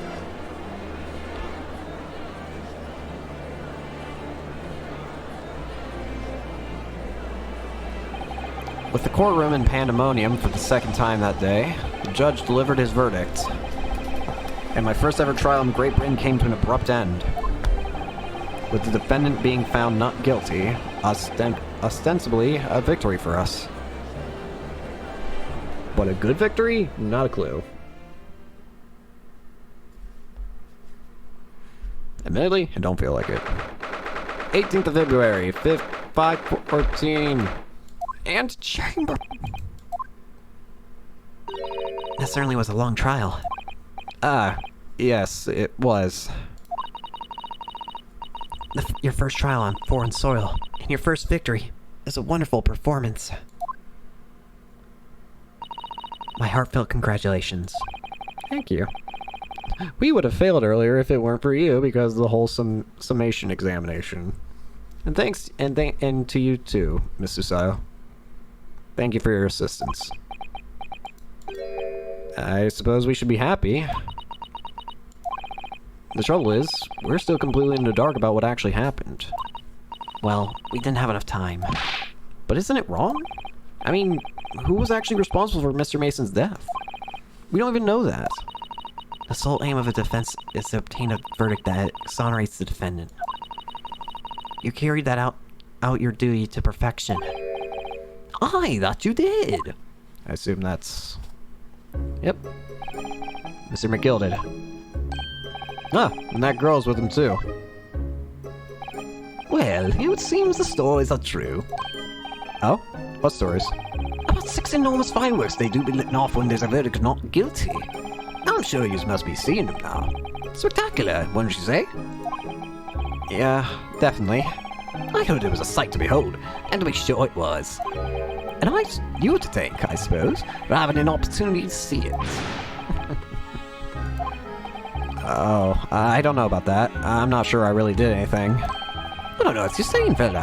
How did I walk out of there free man, then? I don't think it was so much thanks to me as down to your planning. You're a straight-talking fella, aren't you? I must say, you had me astray in the head there once or twice. But you're young and headstrong. It is water under the bridge. Congratulations, Mr. McGilded, on having your name cleaned. But nothing resolved. There's only one thing that matters to me. Oh? Aye. They've all seen that I didn't do the odious and abstinent deed.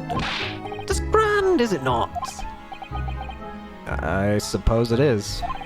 Now's the fine fellows of Scotland Yard can take matters in hand and sort out any wee details. They'll see it for what it is. They'll get to the truth.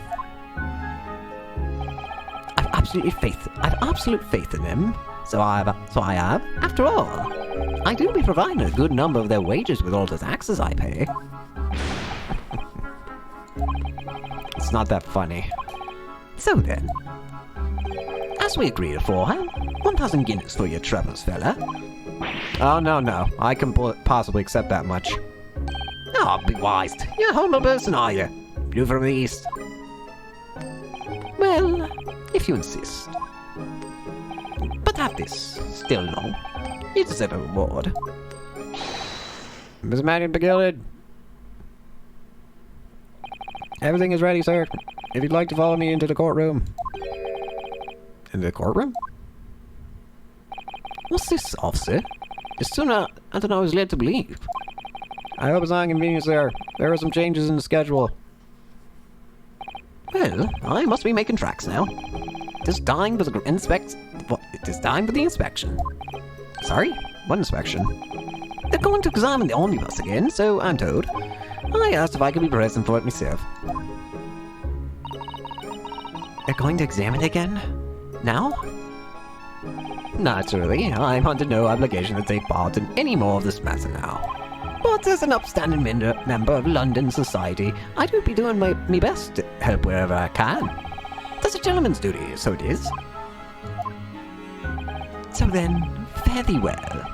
'Twas an absolute pleasure meeting yous. I hope you have a whale of a time while you're studying here in Great Britain. And there he goes. A free man. Oh, hi. Oh, I forgot she was here too. Hey, wait a minute. We can talk this out. We can talk this out, you know. We can talk this out. We can talk this... Don't move. Whereas I want to say get a move on, she really does take forever to load. Miss Lestrade, would you mind putting that thing down? You're grown up. Sorry? I all grown-ups. Ah, there you are. Hi, tiny child. Naughty, naughty. Running off like that. Is this some kind of picnic? Who's this little girl? And taking with that with you as well. I was looking forward to the trial run of my experimental smoke grenade Oh, you're the builder of that. I just noticed you have the... Wait, I remember you now. Also, you have the same goggles as, Shomes. Huh. The child has a rocket launcher. You wanna play? You won't beat me. Excuse me, but who are you? Oh, good day to you. I'm, well, the inventor, I suppose, of that machine. The inventor? Well, normal smoke grenades are so dull, so don't you agree? White, white, and more white. If you have to be shrouded in smoke, it could at least be a pretty color, I thought to myself. Do we have to be shrouded in the smoke, though? At all? I just took my eyes off it for a moment whilst I was changing into a different omnibus, and she pinched it. Luckily, I fitted with a telegraphic beacon. That's hell, wasn't it? I have no idea what this girl is talking about. Anyway, you're coming with me now, back to my laboratory. What for? To apologize, of course, silly, to my technician. What? You mean, say sorry? You must say sorry when you've done something wrong. Surely an adult has told you that before. An adult? I don't listen to adults. You don't listen to adults, but maybe listen to the girl who has a rocket launcher. Come along then, follow me. Fine, have it your way. Oh good, you see, I knew you wanted to do the right thing in the end. I'm fairly sure that what she wants to do is not get shot by that massive gun of yours. Murder, child. We'll be leaving now. Bye-bye. I'm so sorry for all the fuss. Goodbye, demolition child. She was a lively one. What do you think about this, Susato? Well, do you think perhaps we ought to be on our way now, too? Yeah, you're right. But where to? Oh, We haven't had time to find a place to stay. No sooner had we arrived in London than we had to rush here. All our traveling cases are still with the bailiff. I was originally planning to spend today in search of lodgings. At this late hour in the day, I'm afraid we may be out of luck. Don't worry, though. I have a plan. If worse comes to worse, I've heard of a lovely park where we could spend the night. Please tell me you're not thinking of McGilda Park. I know it may be a little chilly at this time of year, but our youthfulness will see us through. I'm not so sure about that. I think a midwinter London night will freeze a young person solid just as easily as an elderly one. Oh dear, that doesn't sound agreeable. Now I'm starting to regret turning Mr. McGill down. That 1,000 Guinness would have paid for a lovely warm room. Or mansion. And so, the trial to determine my worthiness for the study tour was over by the end of our first day in London. However, as we were soon to learn, there were more trying times ahead. Just as the Reaper of the Bailey had warned, the case was far from over.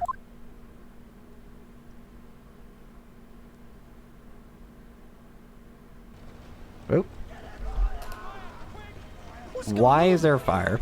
Why is the courtroom? Why is the why? How did this happen? I don't know, sir. By the time I got here, it was already engulfed. No one was supposed to be allowed in here before we started investigating. Oh, that's horrifying. No. Oh, good God.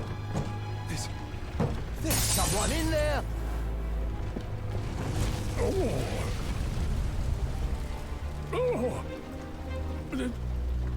This can't be.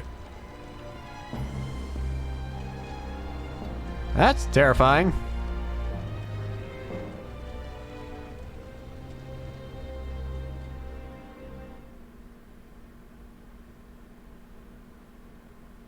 And well then, that. Ugh. All right, I think that is where I will go ahead and end it for today.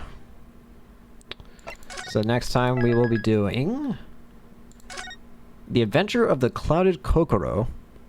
Alright then. I guess that's the end of it for today. Thank you for watching. And then... yeah.